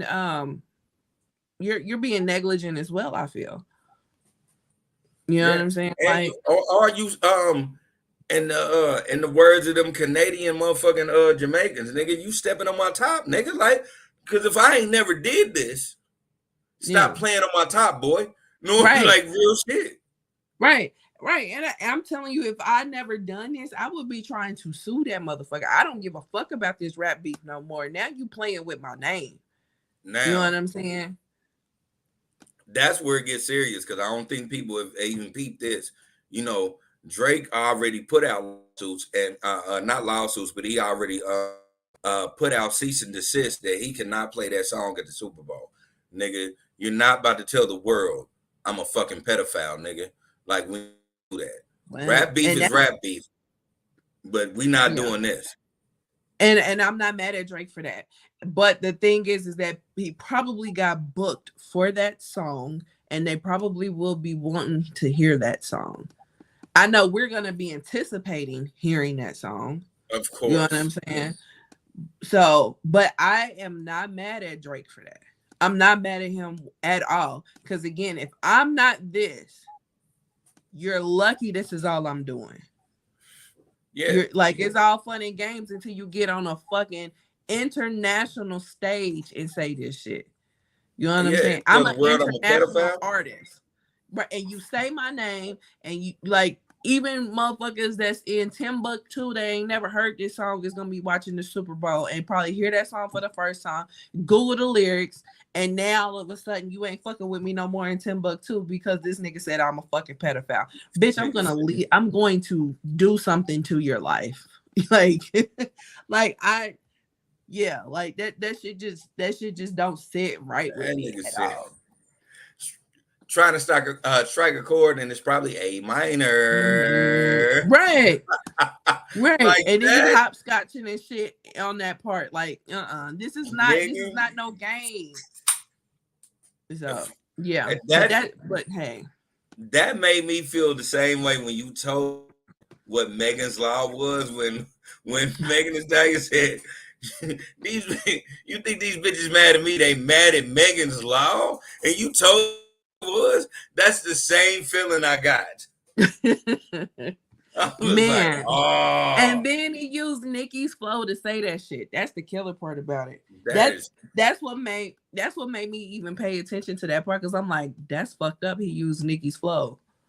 sure. You know, and then when you really realize what he's saying right there, you like, oh, that is fucked up.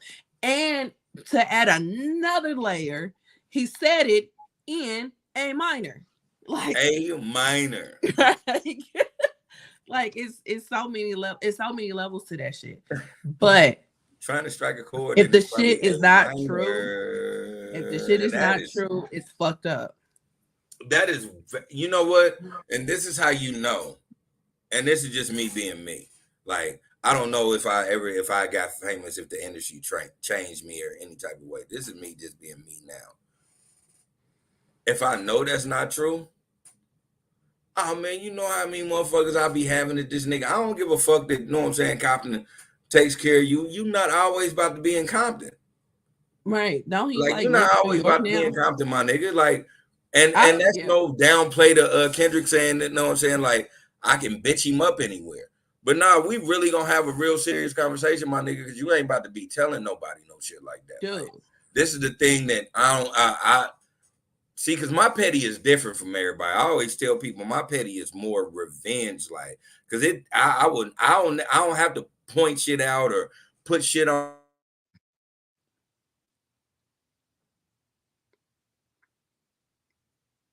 role of a nigga gotta portray his manhood on live or any type of social media. But man, the time I catch you by yourself, you better stand on what the fuck you just said to me on a fucking record. Yeah. Well, you better stand on it, because if you don't, I don't give a fuck who is here. Everybody about to get touched. I don't give a fuck if I get the dog shit whooped out of me today. No. Y'all about every last one of you niggas about to get touched. Man, who the fuck? Everybody's going to catch it. Every time I see you, every time that song get played, I'm going to see about you, or I'm gonna send somebody to see about you. And whoever get caught, I'm gonna be like, I got your attorney fees, because I'm papered like that. Yeah. So I'm just not gonna let that ride. No, and I'm talking about you would never be able to live comfortably, because I'm seeing about you. Period, point, and the blank. See, like, your life will never be the same because you want to say some shit like this about me. It'd be one thing if the shit was true and verified and all this type of shit, but some shit like this, these are serious allegations that we just playing around with. Like, I don't play around like that. So this is the thing that gets me, because I keep saying, like, I don't give a fuck about the miscellaneous kids and all that shit. We hear about that shit all the time with motherfuckers. We hear about that shit with poor motherfuckers. So we don't give a fuck about rich niggas doing that shit. I'm gonna just keep it 100. But touching kids or touching underage individuals always should register as the wrong thing to do. So this is the thing for me with Drake, and this is not saying I'm siding with Kendrick.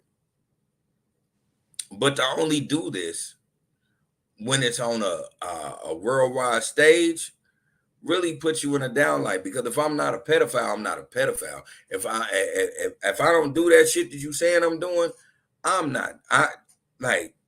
I'll let the little girl shit ride. But what I'm not about to let you say is I touch little girls. I'm not about to do that. Like, that is something that was always the flaw with me, is I'm like, where's Drake in life where he feel like he ain't got to say, hey, bitch ass nigga?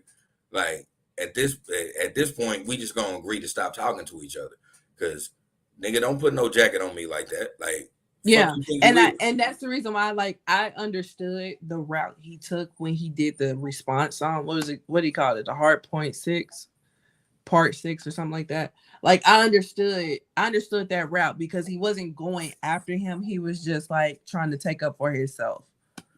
I don't understand the Route Point 6, because in the Route Point 6, he should have put it out there that as much as he go bar for bar, this for this, he should have said, hey man, don't ever mention no shit like that. Like, nigga, that's some shit we don't talk about, nigga. Because if I allegedly do have a daughter out here, the last thing I want to hear about is her being touched on, you bitch ass nigga. I'll slap the dog shit out of you. Like, this is how you should have ended. Like, if we not beefing no more, because that on wax, because that actually means me and you gonna have a real conversation, my nigga. Mm-hmm. Like, I would have respected Drake more if he'd have been like, I'll cut all this bullshit aside. Me touching kids, you got me fucked up. Yeah, I probably would have just cussed him out. Like, that would have been the fucking song. Like, it wouldn't. Yeah. Put a beat to it. I don't give a fuck. But the shit don't rhyme. I don't care. But what we gonna do is we gonna get some straightening. So, but we have out there on me. Yeah, I cannot be. I don't give a fuck how fucking famous I am. You are never gonna put no jacket on me like that ever. Yeah. And I'll just be like, Yeah. let the lawyers deal with it. Nigga, I'm gonna catch you. And you gonna have to Right. say that shit to my face. Right. Right. And like you said, I don't give a fuck if I got beat up or not, but you gonna see me. You gonna see me. You got me fucked up. Like that's Yeah, not cool. I don't That's give not a cool. fuck. Them niggas could stop me the fuck out. What they are gonna understand is don't lie on that nigga top no more. Right. Right. Exactly. Don't So lie on my Tony top. says, agreed. You rolled out the red carpet for Dre and gave Usher Ludacris out of the sky. It only seemed right to expect Wayne. You missed the opportunity to have Drake and Nicki, also Master P, but I guess I'm being selfish on that. Now I probably wouldn't have I wouldn't have expected to see Master P. No, definitely. Yeah. Wayne would have gotten his act together before the damn Super Bowl. I 1000% agree with that. Says you're rightly. The more I processed the situation, I understood the decision, but it was just unfortunate because it was expected. Exactly. Now that I get. Yeah. And then Drake just might be R. Kelly in the next few decades. Or not. We just don't know. Or not. Yeah. What I'm saying is, when it's all said and done, we boil back down to it. It's just, it would have been too much for America. Like, it would have. I hate to say this, but I really have to say this. It would just make all those left ringers right, because they would have said it. They're allowing pedophiles and they're allowing misogynistic things just to be portrayed all on TV. Dang, Rock Nation is definitely not looking for that. But in the same breath, the Super Bowl would have been after the election. So maybe they would have said it, but it wouldn't have been on such a big platform to where we all would have heard it. It would have just stayed in like, its bubble. This is what happens when I'm not in control. Like, yeah, but it's gonna happen. Like, well, if Wayne was there, Drake coming out would have happened regardless on who won. You know what I'm saying? So if Trump wins, it was gonna happen. If Harris wins, it was gonna happen.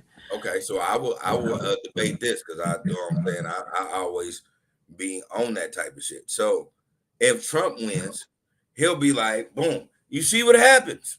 We have pedophiles and we have and we have people that are married to sex offenders all in front of us, and everybody's dancing in their crowd and they make a really good show, but they're really terrible people. They are terrible people. Blah, blah, I don't blah, think blah, Trump blah. would have been the one to make that argument, given the fact that he is, for one, a convicted felon, and for two, he's been found liable in a sexual assault civil trial. So I don't think he will be the one make. Now, will the pundits?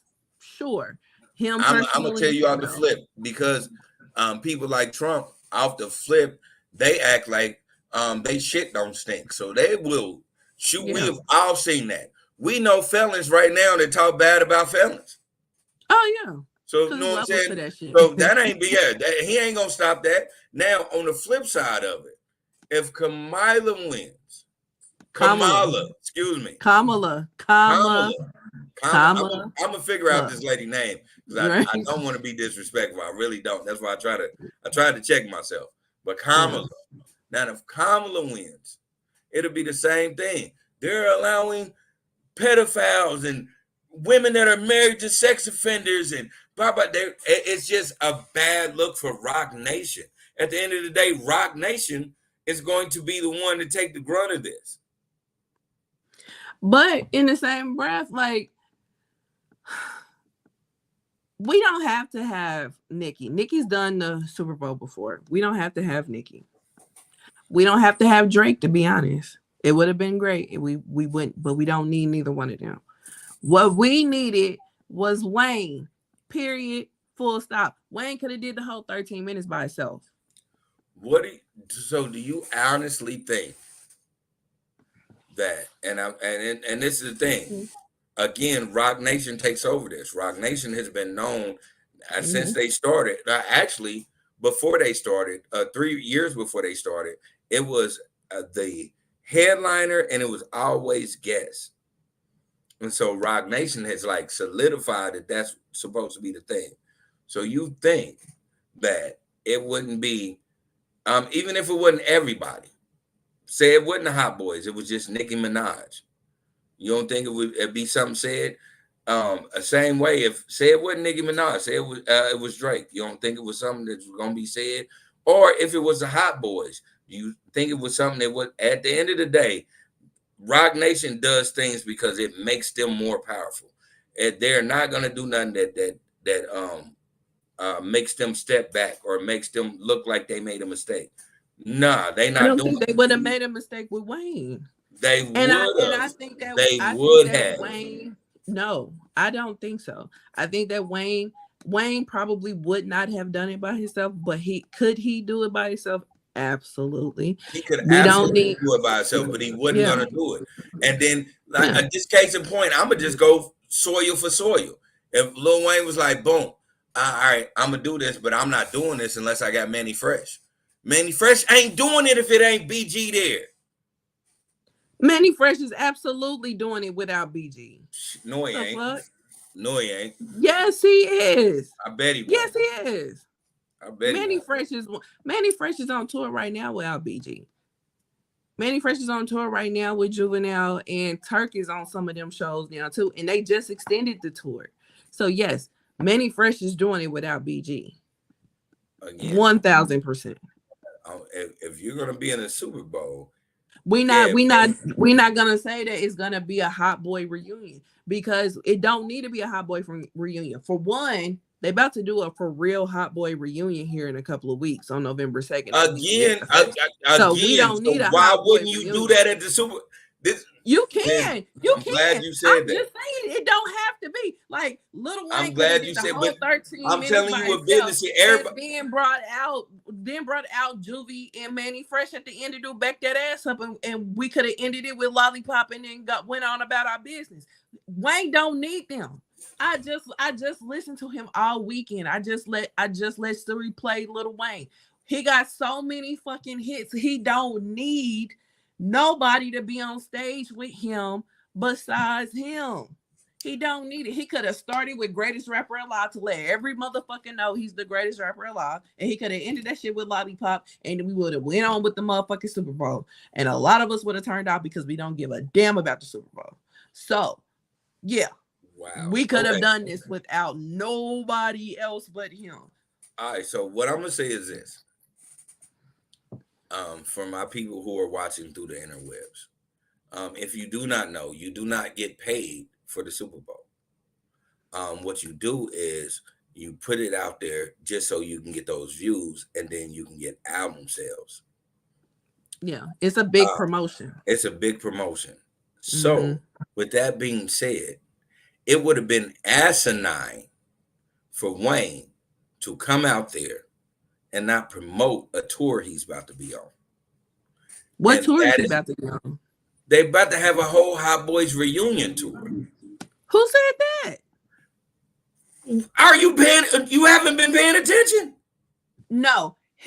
They're doing a Hot Boys reunion and a Big Timers reunion at Louisiana Fest that happens on November 2nd. Juvenile is on tour right now. Do you think that's not about to be? Do you think that's not about to become a tour? You think it's gonna become a tour? Yes. Okay.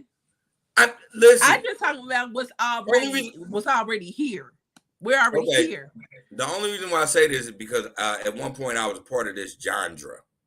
So I understand when things like that happen, depending on the ticket sales, it goes further. So it's about and I give you that. I can see an album. I can see a Hot Boys album. Hold on, just listen to what I'm saying. Okay. So in that aspect, he already know what he's trying to do. He's already known about to do this. I will make this a whole tour now. But they're not going to allow him to do that. That's why he's not a part of that. But it didn't have to necessarily be Hot Boys. It could have been a Wayne album. Like, Lindsay, I think you thinking more in your feelings about it instead of how business works. Like, I know how business works. I know how business works. You know what I'm saying? And I know you do. That's why I said Yeah. I think you thinking more of your feelings because I know you know how business works. Yeah, but I know you just like, but I feel like no. Stop doing that, man. I mean, that's all we can do is go off of feelings because they not doing it, because they not doing it. Yeah, and then on top of that, you keep on talking about people having friends and shit like that. Like we just a couple years ago had Rihanna. Who Rihanna bring out? Nobody. So Wayne could have done it. Rihanna brought out her unborn child. That's it. Again, Wayne could have done it, and he could have done it by himself. But you just said what Wayne was about to do: have a Hot Boys reunion at that New Orleans fest. Being a part of New Orleans, he would have tried to bring them niggas out. That's all I'm saying, and that is problematic. But he could have 1000% tried to bring out the Hot Boys. All right, yes. So and a business mind. Listen, hold on, listen. I would have been okay with him not bringing out the Hot Boys. Hold on, listen though, Lindsay. Think about it. So if you know this and you're thinking big business, you're thinking business. If you know this, and you know it'll be problematic for you to put these people on stage for America, you're not gonna get Lil Wayne. That's just what it is. You're not gonna. No, you know what I would think would be a great compromise, because he would try it, and of course they would decline. But what would have been a great compromise is if he would have done like I Need a Hot Girl. If they would have played I Need a Hot Girl as a transition, like him not actually performing, but they just played the song as a transition, and then we go on to another song. That means that the Hot Boys is on the playlist, right? The Hot Boys is on the Super Bowl's playlist. So we got them in there. So people are going to be listening to the song. People are going to be streaming it. We got the Hot Boys in there. But actually having the Hot Boys on the stage, I can 100% see them saying no to. And him continuing on with the Super Bowl performance and not taking the Eminem stance, but him continuing on with the performance without the Hot Boys. Now, could he do it without Manny Fresh and Juvenile? 1000%. But would they be more inclined to accept Juvenile and Manny Fresh? 1000%. So now let's go to our comments. Yeah, let's go. Yeah, because I got something to say. All right, so Derek is watching. Hello, Derek. He says Lollipop is not getting played on TV at a Super Bowl. He's from LA. Definitely getting played. He's from LA, so he's biased. It's definitely getting played, Derek. You crazy as a motherfucker if you think so crazy. Like a Lollipop is not getting played at the Super Bowl. It's 1000% getting played. 1000% getting played.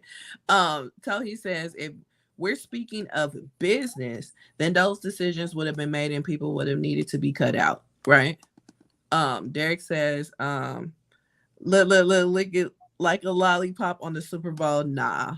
Yeah, it's definitely gonna happen. It's definitely getting played. They have an edited version, and they would have most definitely played the edited version. So he says, if what you're saying is truly, then Wayne could sell himself. Right, Lindsay. He could perform his parts from those Hot Boy songs. See? He could have, and it would have been fine. It would have been fine. Yeah. So I will say this. Hold on. Yeah. Before you say that, I will say this. Again, when it comes to a business mind, see, and I get what everybody's saying, because you know, at some parts of that, you're right. Toy is right. But what I will say is this is when people jump the gun too fast, because I wouldn't have said nothing on that situation if I was Wayne. What I would have did was contact Kendrick Lamar, because I have songs with Kendrick Lamar. And what I would have did is say, hey, a New Orleans Super Bowl, what would it be without Wayne? So I don't even have to quote unquote perform with you. I can do the same thing that they were doing with Dre. Like, boom, you'll catch a verse and then I'm out of there. Like, I could have done, like, it is it's ways that Wayne could have still did the Super Bowl. So you're Without it saying being, that Kendrick needs to bring out Wayne? yeah, it would only be Okay. right. Because if I was Kendrick, put in my shoes, if I was Kendrick, what I would do, especially because me and your homeboy got beef, but I ain't got no beef with you. It ain't got shit to do with you. I'm not even thinking about the beef. Master P put that out there in the atmosphere as well. But what I'm going to say, you said what? I'm sorry. I said about that suggestion, that would be a complete slap in my face. That would be utterly disrespectful. Utterly disrespectful. It'd be one thing if I wasn't up for consideration, but the fact that I was up for consideration in my hometown and I was looked over and and somebody that's from a whole different state that ain't put in the work as much as I have, that was chosen outside of me, and there's like 11 reasons why I should have been chosen, and now this person that was chosen outside of me is like, oh well, you can come and have a minute on my stage. Bitch, fuck you. And that's real. Absolutely not. Wow. Absolutely the fuck not. If I was, and I had this conversation. This is the killer part. I had this conversation yesterday with my mama and my sister, and they agreed. They was just like, like Lil Wayne, since y'all want to look over me, I don't want to have shit to do with the Super Bowl. Y'all can do whatever the fuck y'all want to with that Super Bowl without me. I'm not having no parts of it. He should not, no, just because they throw you a bone. No, that's disrespectful. No, y'all do it without me. Y'all do it without me. See,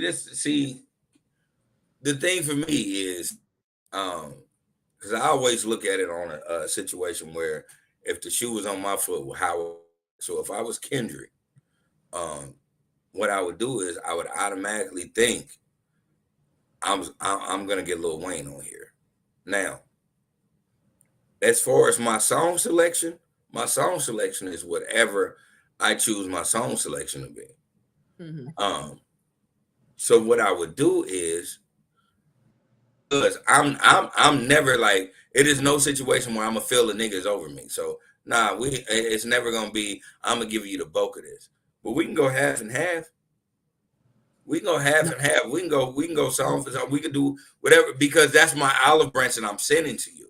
Now, if you have the mentality that you have, and you're like, fuck it, I ain't never do. I fuck the Super Bowl. Won't. Me and you are gonna have a serious conversation, because I want to know, is it really fuck the Super Bowl or fuck me? No, and that's the thing that a lot of people. But that's the thing that a lot of people are misconstruing with our love for Wayne. Our love for Wayne does not equate to hate for Kendrick. You could have inserted anybody. It could have been anybody. They could have made it a gospel Super Bowl halftime show. They could have had the Mississippi Mass Choir up there singing their hearts out. And it still would have been like, why do you have Mississippi Mass Choir up here? Why are you not bringing Wayne up here? Like, you know what I'm saying? Especially, see, that's what I'm saying. I'm trying to see me as a man. I'm like, I want to be clear. Like, I don't know if Kendrick did this. It would go beyond Kendrick, because Kendrick could, very well come from the heart and be like, hey, I don't like the fact that this is going on. I think you deserve to be up here as well. I want to bring you up here. And I would respectfully be like, no disrespect to you, Kendrick, because I fucks with you. I fucks with you the long way. However, the powers that be that put this shit in motion is fuck them, and I'm not coming on that stage. Okay. And see, that's what I want to hear. No, yeah. I would rather hear that and go, I just don't want to hear me and you don't never have a conversation about this. You know what I'm saying? That's the thing, because, in any type of genre, like I would even say I would put me in that standpoint of, me and Wayne is the same age. I still have the respect, because Wayne been out before he's been out since he was fucking 12 for real. He's been out way longer than me, even if I came in the game. Right. The thing is, I still want to make sure that we good, nigga. Like, we good. No, I ain't got nothing to do with your light skin homie, because whatever me and your light skin homie got, we got. But me and you ain't never had a problem. Yeah. And I get that or whatever. And, it ain't like, I think of it from another standpoint too, because I'm thinking of it from the side of Kendrick. I also think of it like, damn, are these people really hating me? Or, or is it the love for Wayne? Because I love Wayne too. But in the same breath, I'm also thinking like, why did Kendrick accept it? Kendrick could have respectfully declined and been like, this ain't my year yet. Let's negotiate something from when y'all in LA. You know what I'm saying? Because it ain't like folks have never declined to do it. Like Rihanna declined before, and then she came back and she actually did it and killed it. So I'm like, why did you have to accept this when everybody know it should have been fucking Wayne? You accept it because you know how much money you're gonna get from it. Mm-hmm. And they capitalizing off of a beef, like, because let's be clear, if it wasn't for that motherfucking beef, Kendrick would not have been in consideration. Like, let's just be clear. Like, he would not have. Yeah, He would not, especially given the fact that being politically correct, I will say I wouldn't expect Kendrick to be a Super Bowl headliner at this time. I wouldn't expect it. Yeah. Not saying that it won't what are we doing? I'm not saying that it won't happen either. I'm not saying that he couldn't have came back and did it. I'm not saying that shit, even if there was zero beef and him and Drake was the best of friends, that he wouldn't have been considered at one time. I'm not saying that at all. But be clear, he would not have been considered for this year if it had not been for that beef. They're trying to capitalize off that moment. You know what I'm saying? And then according to what you're saying, if Drake did send out that cease and desist for that song, they not even gonna get the moment that they thought that they was gonna get. Of course, yeah, they shouldn't though. I'm gonna keep it 100. It should never be a bop for you to talk about a nigga touching kids. So let's not do that. Right. It's weird. That shouldn't be an America bop. So right. I 100% agree with all whatever's going on with that. What I will say is, this is the flaw in the Rock Nation. What made the Super Bowl halftime show so amazing was they legit got legends. I remember when Michael Jackson did the Super Bowl. Yeah. I remember when Janet Jackson did the Super Bowl. I remember when Earl Smith did the Super Bowl. They legit got legends. Yeah. Now it's more of just keep the people in the seats. People are going to do whatever the fuck they want to do. You know what I'm saying? And first of all, they just sit for 2 quarters. You think a nigga ain't gonna get up and take a piss and then go get some hot dogs and nachos and shit? Right. Or go see what's on the other show going on. Because that's the thing. It's more about let's see what's on the other channels, because that's when the Super Bowl halftime performance became a big deal. Because, little history lesson, if it wasn't for In Living Color being on, having the epic show that they had during the Super Bowl, and a lot of people turned off of the Super Bowl to go to see what they were doing on In Living Color. If it wasn't for them, we would not have the Super Bowl halftime show that we have. So they're just trying to keep asses in seats. They're just trying to keep asses, and they still can't. And they still can't. Well, they still can't. Well, no, this is the thing. They still can't to a certain extent, because when the halftime performance actually does come on, that's when they everybody get more views. Right. That's when everybody, including the people that's not watching, come to view. But as soon as that shit is off, they turn off. And you know what I'm saying? And this is the thing that I hate about it, because I'm like, now it's just a money grab. Because if you think about it, like, you supposed to be focused about the niggas on the stadium or in the stadium. Like, yeah, some people are going to sit and watch these legends, because this is what, you know what I'm saying, you want to do in a Super Bowl. You want to have legends out there. You don't want to have the person that just has more streams this year. That's why Rihanna turned it down at one point, but then jumped on it, because somebody had to tell her that, no, this is going to be iconic. Because no, she turned it down for Colin Kaepernick. Same rules. Yeah. Same rules. It had to go back to, no, this is going to be iconic. Yeah. Right.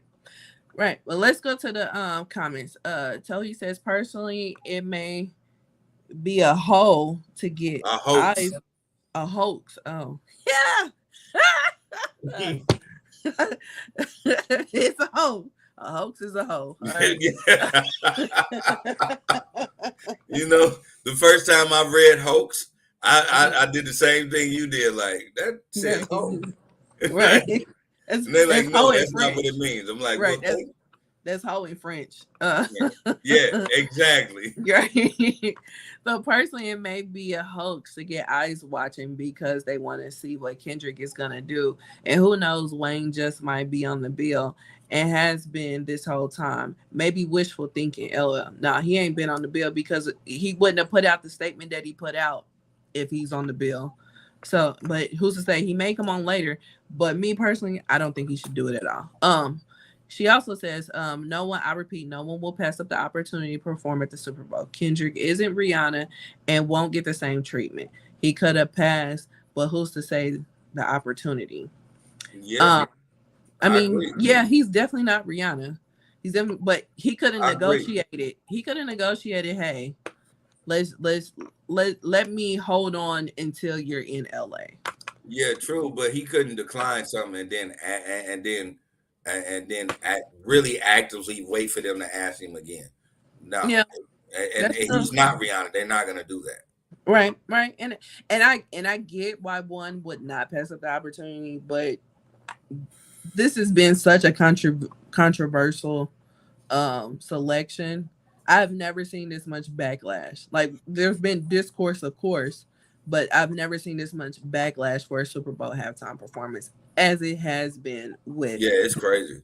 It's Yeah. crazy. So Tully also says would come around again, they would have gotten someone else that wasn't Wayne, if not Kendrick.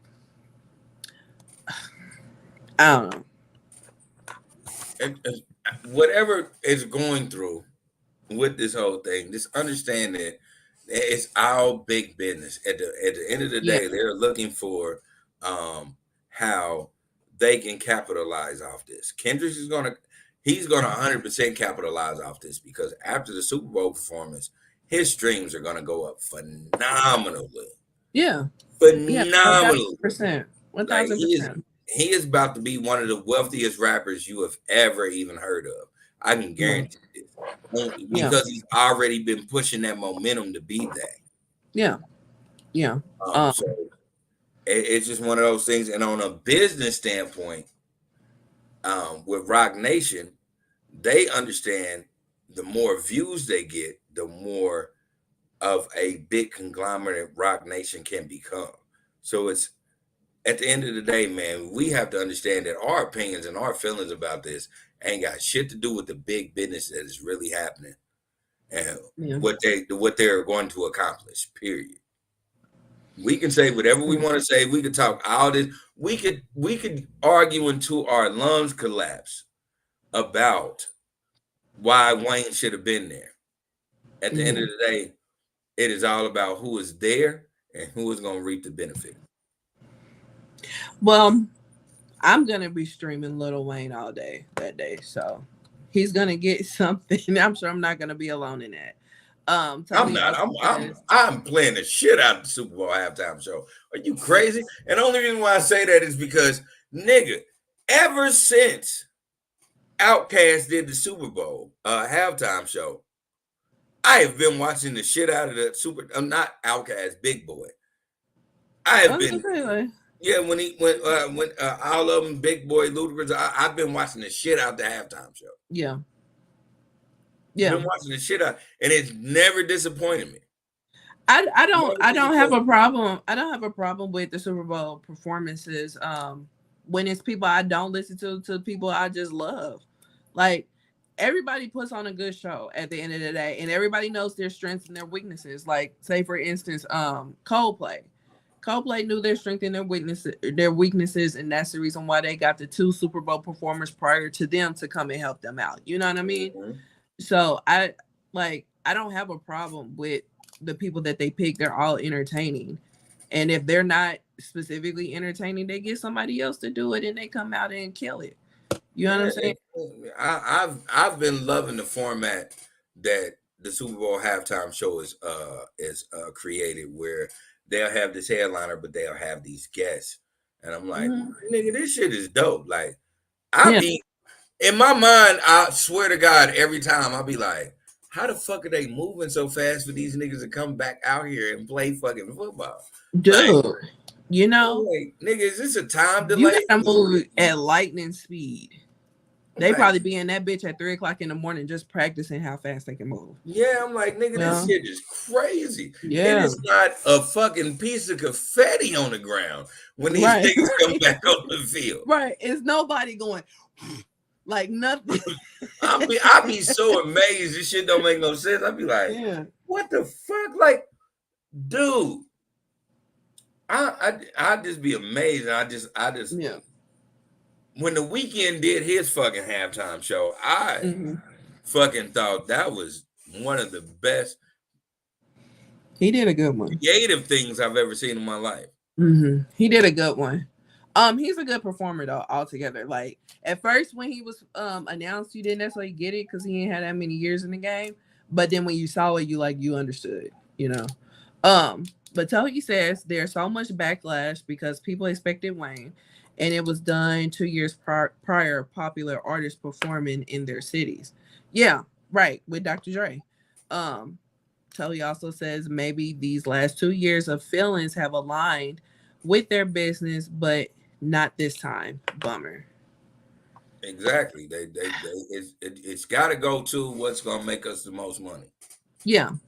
And Derek says it's just about being visible.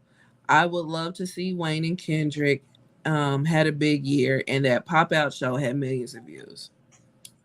I don't care about the pop up show. No, I'm playing. I was about to say, I mean, you can say that. I thought the pop up show was dope as fuck. No, yeah, the pop up show was dope. You know, it just was weird that it was on Juneteenth and the majority of the people in the audience were white, but and probably didn't know what Juneteenth was until 2 years ago. But I digress. They were who was affording the tickets. We got to go back to that. Like, at one point, if you want to see niggas in the audience, and I hate to say it like this, but I'm gonna keep it 100 because what the demographic is always going to be a salt and pepper look with more salt than it is pepper when you make your ticket sales a certain place. It would have been dope if he would have did a free concert, and he would have did what he did. It would have been way more niggas. But at the same time, what a lot of people have to go into the calculations of saying is, if I put more niggas in this venue, more beefs can happen. But I'm trying to not have a beef on this stage. So it's crazy. It's a whole bunch of shit you got to look at when it comes to certain things. I get what you're saying, and I'm not going down that rabbit hole. Because that's a deep. I was about to say, like, if you ask me a question, I'll be like, I'm not doing that. Yeah. You know, like, we can have a conversation about it, but it ain't gonna be now. No, not now. But yeah, so that is the Super Bowl talk. As you can tell, I waited 3 hours to have that conversation. You did, because you went off. I was thinking about that, like, boy, she went on that little Wayne rant, like, for real. I'm mad. I was trying to get in that, and you was shooting that shit down every pipeline. But no, and another thing, and fuck this shit, and fuck y'all, and fuck this, and fuck everybody that got a problem. Like I see that shit was serious. Right. So we got one more subject, and then we are out of here. Shannon Sharpe.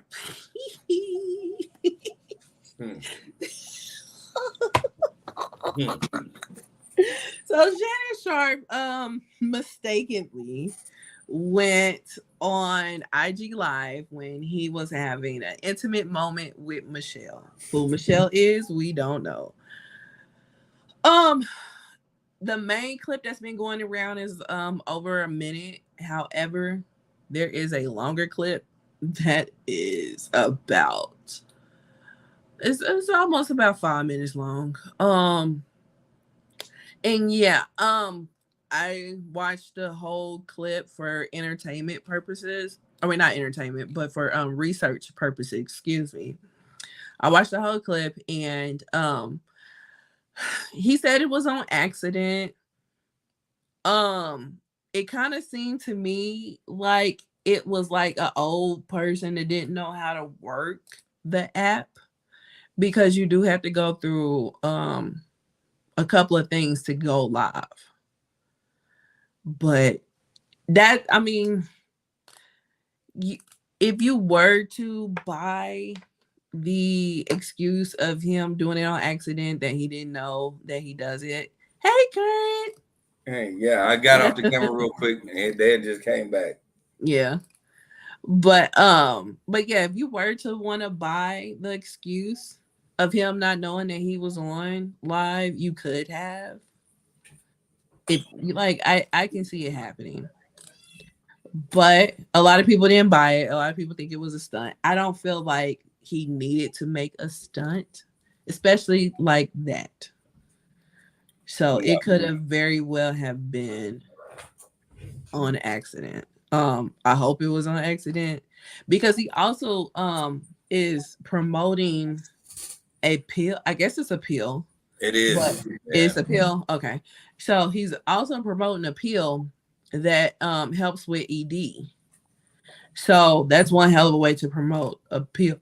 Excuse me. Or it could be just ironic that he is promoting a pill and then he had this intimate moment. The intimate moment was gross though. Ew. It's just weird.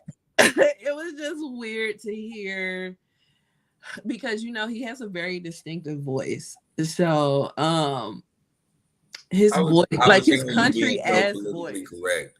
I was really listening to you being so politically correct before you went on and just was like, man, fuck this. Right. It was gross. Like, ew. Like, ew. Like cause like it's just weird hearing this country ass voice, like talking about death my Michelle. And then he talked with a list too. So death my Michelle. And then and then on top of that, it sounded like a damn. You better not ever start fucking with a nigga with a lisp, because I know, right? It's a done deal at this point, huh? Yeah. But yeah, on top of that, he sounded like a dog. I guess when he was getting to the end of his moment, he sounded like a damn dog. And I was talking to our beloved friend to the show, Brianna, about it. And I was like, the way I would have grabbed my keys and my purse and been up out of there so fast, that is ill. Like, ill. You say this, but I'm like, you gotta understand, like, whatever dick Shannon was given, he was given.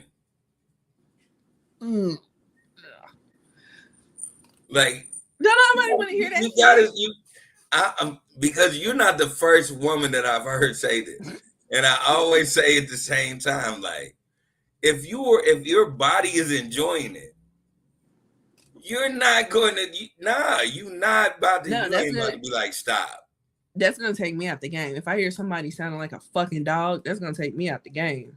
I'm done. I'm done at this point. If he's sitting, I'm gonna be on my fat man scoop shit.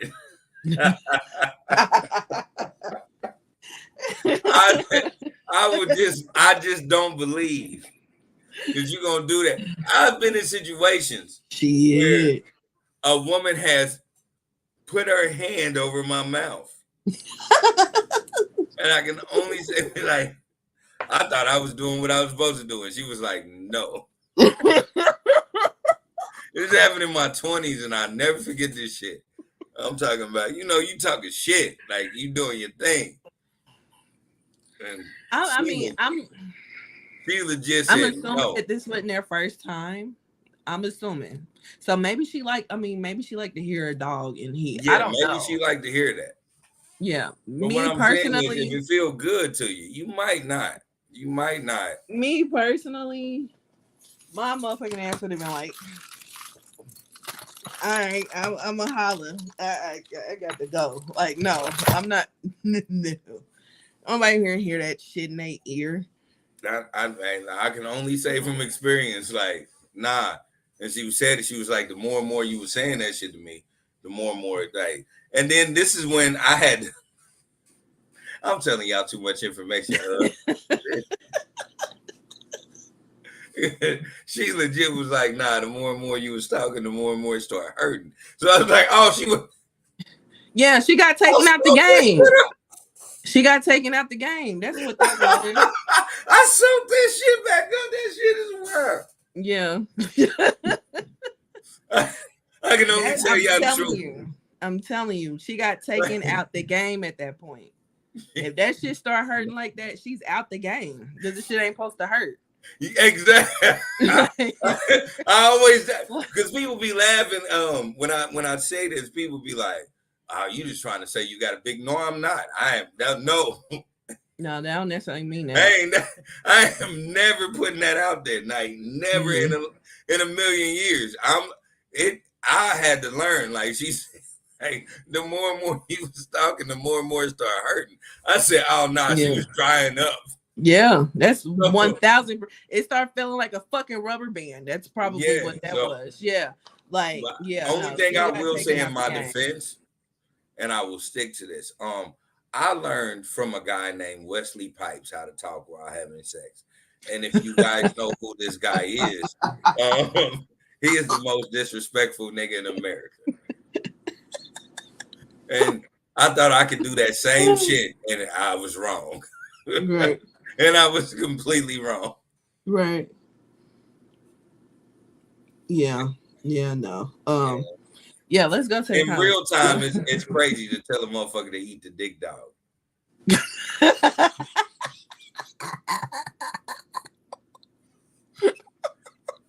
When you put that shit in reality, you like, damn, I said that out loud. Right, like, oh, crazy. Yeah, I'm glad it wasn't no recorder. Didn't think I know how to work my live. Man, all right, so let's get back to Shannon. I'm sorry. Yeah, so he says, is it me or did that live video sound like a transaction?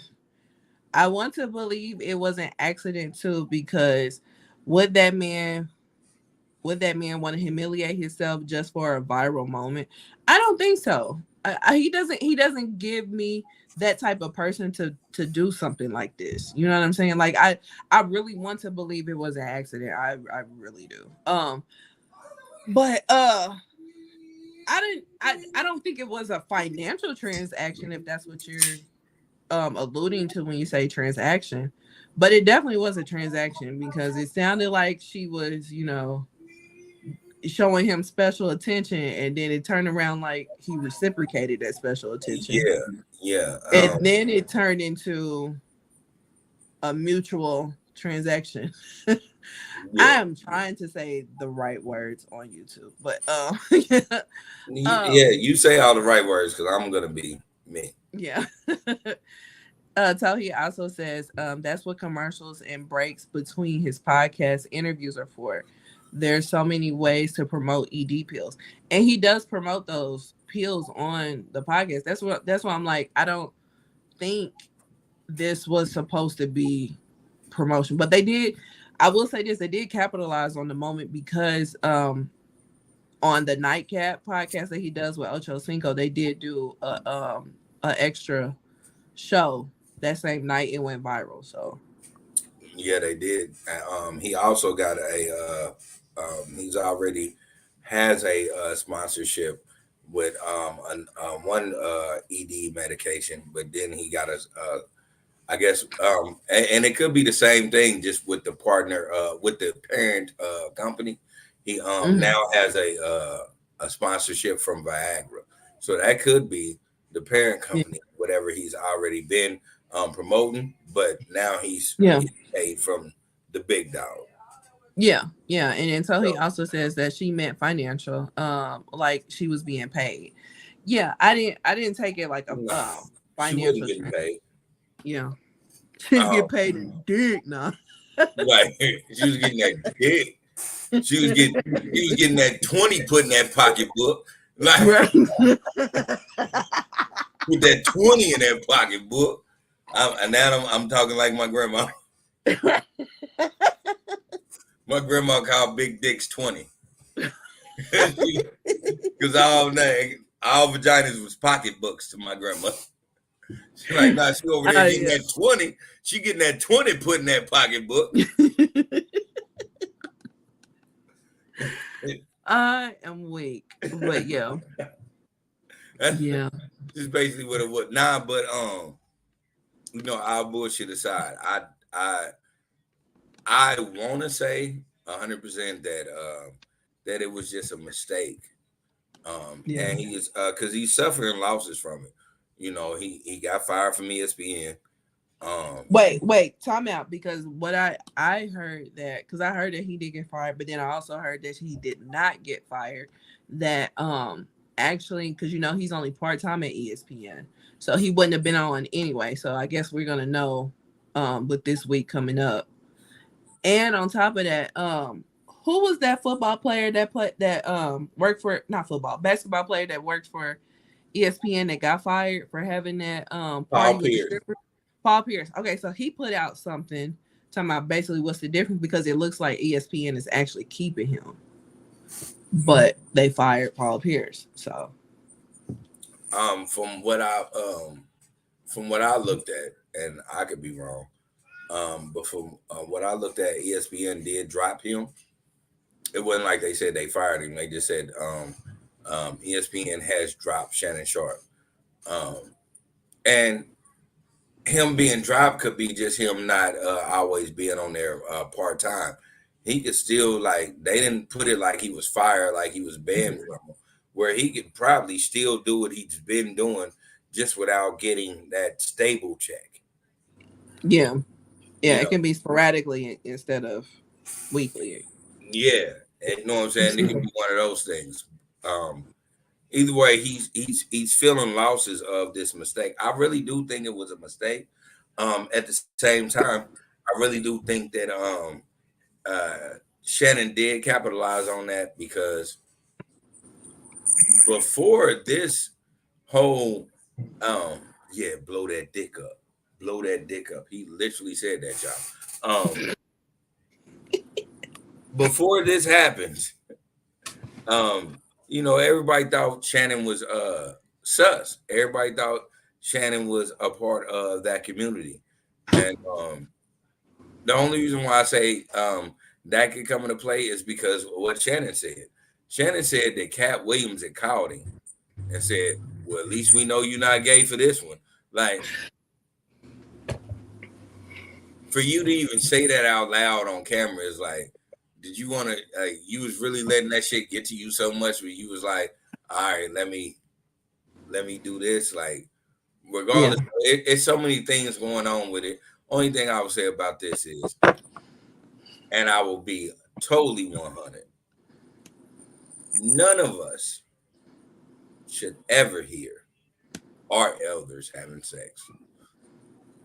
And when I say that, I mean this to the utmost sincerity about this. I should never hear 70-year-olds having sex. 60-year-olds should never hear 70-year-olds having sex. 50-year-olds should never hear 60-year-olds having sex. 40-year-olds should never hear 50-year-olds having sex. 30-year-olds should never hear 40-year-olds having sex. Fucking 20-year-olds should never hear 30-year-olds having sex. Teenagers is always going to hear about these motherfuckers having sex. It's the wildest thing in the world. You were past that, Shannon. We're past that world. Like, we're past. We should not do. We should not be caught in this frame. Listen, and I really want to.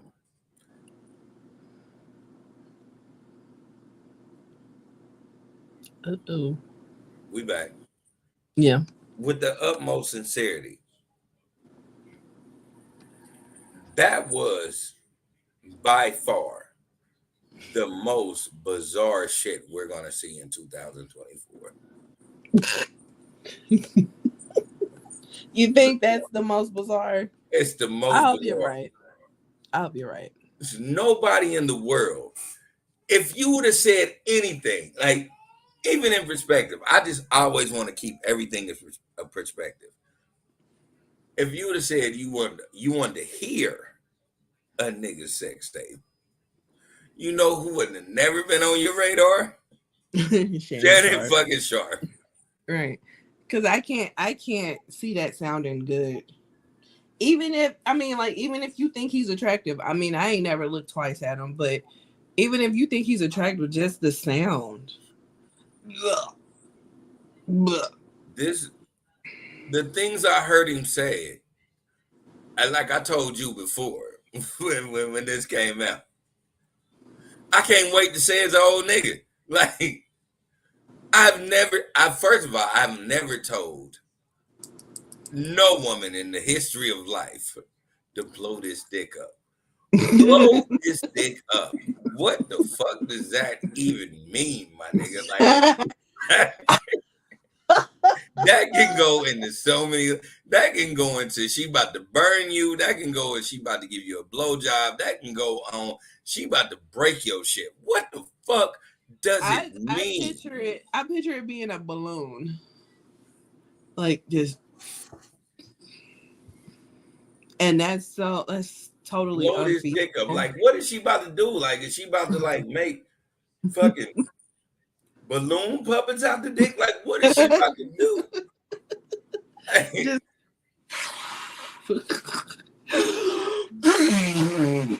Lord, because everybody talking about everything else. Everybody talking about Mama Shell and you gonna take this dick and all. This is what you normally hear.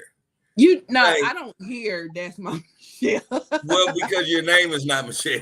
Like, you're not gonna hear it. But I'm saying that's what you're gonna hear. Like, regardless of the name, they'll be like, yeah, that's my Lindsay. Like, if you throwing that shit back, yeah, that's my Lindsay. Or that's my whatever nickname they want to call you at that point. But what I'm saying is, what you are never gonna hear is blow this dick up. It will fuck your mind up.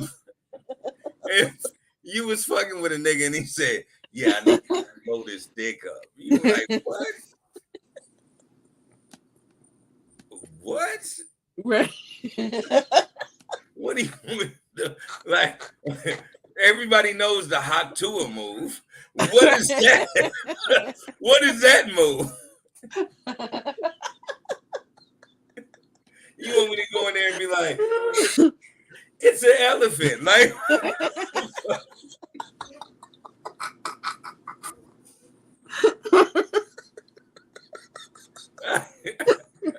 They want you to have the Dizzy Gillespie cheeks. They want you to have It's the Wonderful Life. Wow. Right. Shoot, make it look like you on an HBCU band or something. I don't know. They want you to hold the dick and be like, it's a wonderful world.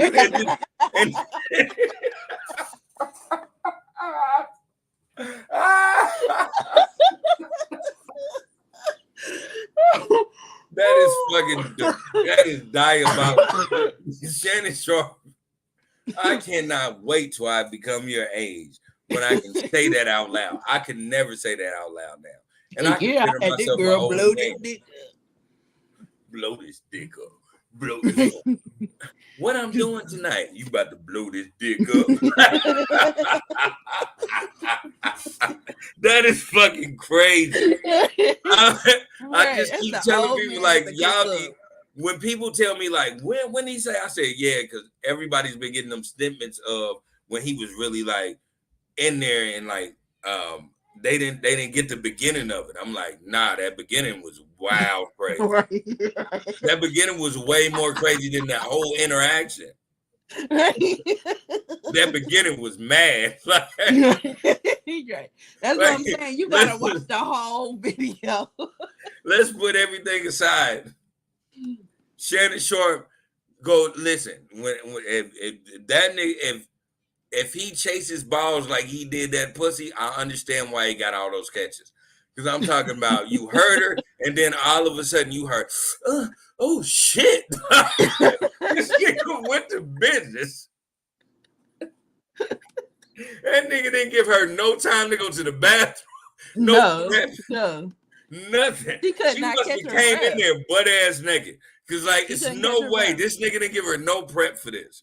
Right, that's what I'm saying. Like, that's the reason why I'm leaning towards it legit being an accident, because I can 100% see an old man that don't really know how to use Instagram being on Instagram, clicking on shit, and then bam, he got pussy in his face. So he like, oh shit, and because he kind of like put the phone down, and then it kind of like Yeah. slid somewhere. So I'm like, Yeah, yeah, I can he see it sent the phone definitely away from him. happening. Like the Yeah, phone he was didn't have putting the nothing to phone do with what he was away. doing. Right. He was putting the phone away, and then it kind of slid somewhere. But you know, you get the pressing shit and you don't know what the fuck you pressing. You bam, you're live. So I mean, I know it takes a lot of steps to go on live, but it don't take that many shit up. steps. Right. Right. You gonna take this dick. Open up. Now you knew what dick you was getting like this. Right. That mommy heel. That my I mean, Oh like my he didn't God. give her a chance to say I'm ready. Like None of that. He went straight to town. Like right. this bitch He went to from town, right? she went because you don't hear no transaction. You don't hear hey daddy, you don't Or no, it wasn't no hear daddy. It was Poppy or Papa. Bobby. Yeah. You don't hear none of you hear her moaning. Like as soon as she walked in the door, this nigga punched the shit out this bride. Right. And then that's another thing, because like some people kind of been trying to figure out who it was. And we was like, you know, I'm like, she's saying Poppy on the video, she gotta be Latino. She gotta be like there's no black woman that's saying it. Plus, I heard he don't even like black women. Even though his I will kids are take black. I will But 100% double down and take that lie back. what? I have had plenty of black women say Poppy. Say Poppy? Yes. What? And you know what? I'm not Even never saying saying that, I name, think they so. say it because of me. Uh-huh. So I think that's but they say Maybe that's it. but they say it. And I I've never always be heard of like, a but you act woman. like I know Spanish. Like Right. I've never heard of a black woman saying Poppy, but hey, yeah, I've heard it. I think any variation of daddy is weird to me. So I'm not saying none of the above. But I've heard it. And I also heard women that say that too. Be yeah, like, why would I call the nigga daddy that's giving dick to me? Like my daddy's my daddy. my daddy's my daddy. Right. Yeah. I actually call my daddy. Like I call my I'm daddy grown daddy. as fuck. Right. I'm grown And as you fuck. know, Been you're grown gonna for a minute. always hear this from single parent raising children though. Like and then you're gonna hear from other races as well. But that's just a journey into my life. Yeah. Moving on. Yeah. So Tohi says, I think what he meant to say was, I'm coming. That's enough, y'all. The video did enough with traumatizing us. No need to recamp and harp. I'm not gonna lie. I'm This not shit gonna was funny. because I was about to say because everybody is downplaying Unc for doing what he's doing, and I just had to say Unc because I'm like, you know, the blessing of that is he's his age and still able to do that. Because Yeah. it's a lot of men his age that can't do it. This is true. And you know what's so funny? Is that like when Viagra first hit the market, it was a whole lot of stigma and negative thoughts and stuff like that behind ED. But now we have evolved into it being something that people like openly talk about getting assistance, even when they don't need it. Yeah, which is, and I was about to jump on that as something because some men don't need it. Yeah. And the And thing is, I also heard that when you use those type of stimulants, when you don't need them, that can hinder you in the future to where and you are it really does, going to need them. Yeah. and it does, and I'm glad you said that because I was about to segue into um, me just being 100 with every man that that's listening right now. Listen, just to keep it a beam with all of y'all. Penis maintenance is the dopest thing that you can do as a man. Take care of your penis. Like it, all jokes aside, whatever people say about whatever, do not take pills for your penis, but maintenance your penis. And it is exercises, it is things you can do that you can actually make sure that your dick still feels as young as you think you is. Exercises like pull-ups. Yeah, 100%. Pull-ups. 100%. How are pull? It is. You It know is what? That's not what. my Yeah, I business. was about to say. Yeah, like yeah, it is things that None you of my can do. It is. business. It is a lot of things that you can do. And I don't get paid for telling you niggas that. So if you really want to know, just hit me up and I'll tell you. But I'm never gonna say it on like so. You mean? But I'm one of. I will say 100%. I'm a man that does it. I do penis maintenance. I make sure that my dick is still my dick. You feel me? Because what I don't want to do is be in a situation where I feel inadequate, and therefore it makes my woman feel that I'm inadequate. Mm-hmm. And a lot of y'all need to go into that. There's a lot of y'all that's walking around here and thinking y'all are doing the fool, but all these women be talking about y'all. All these women be talking about y'all for real.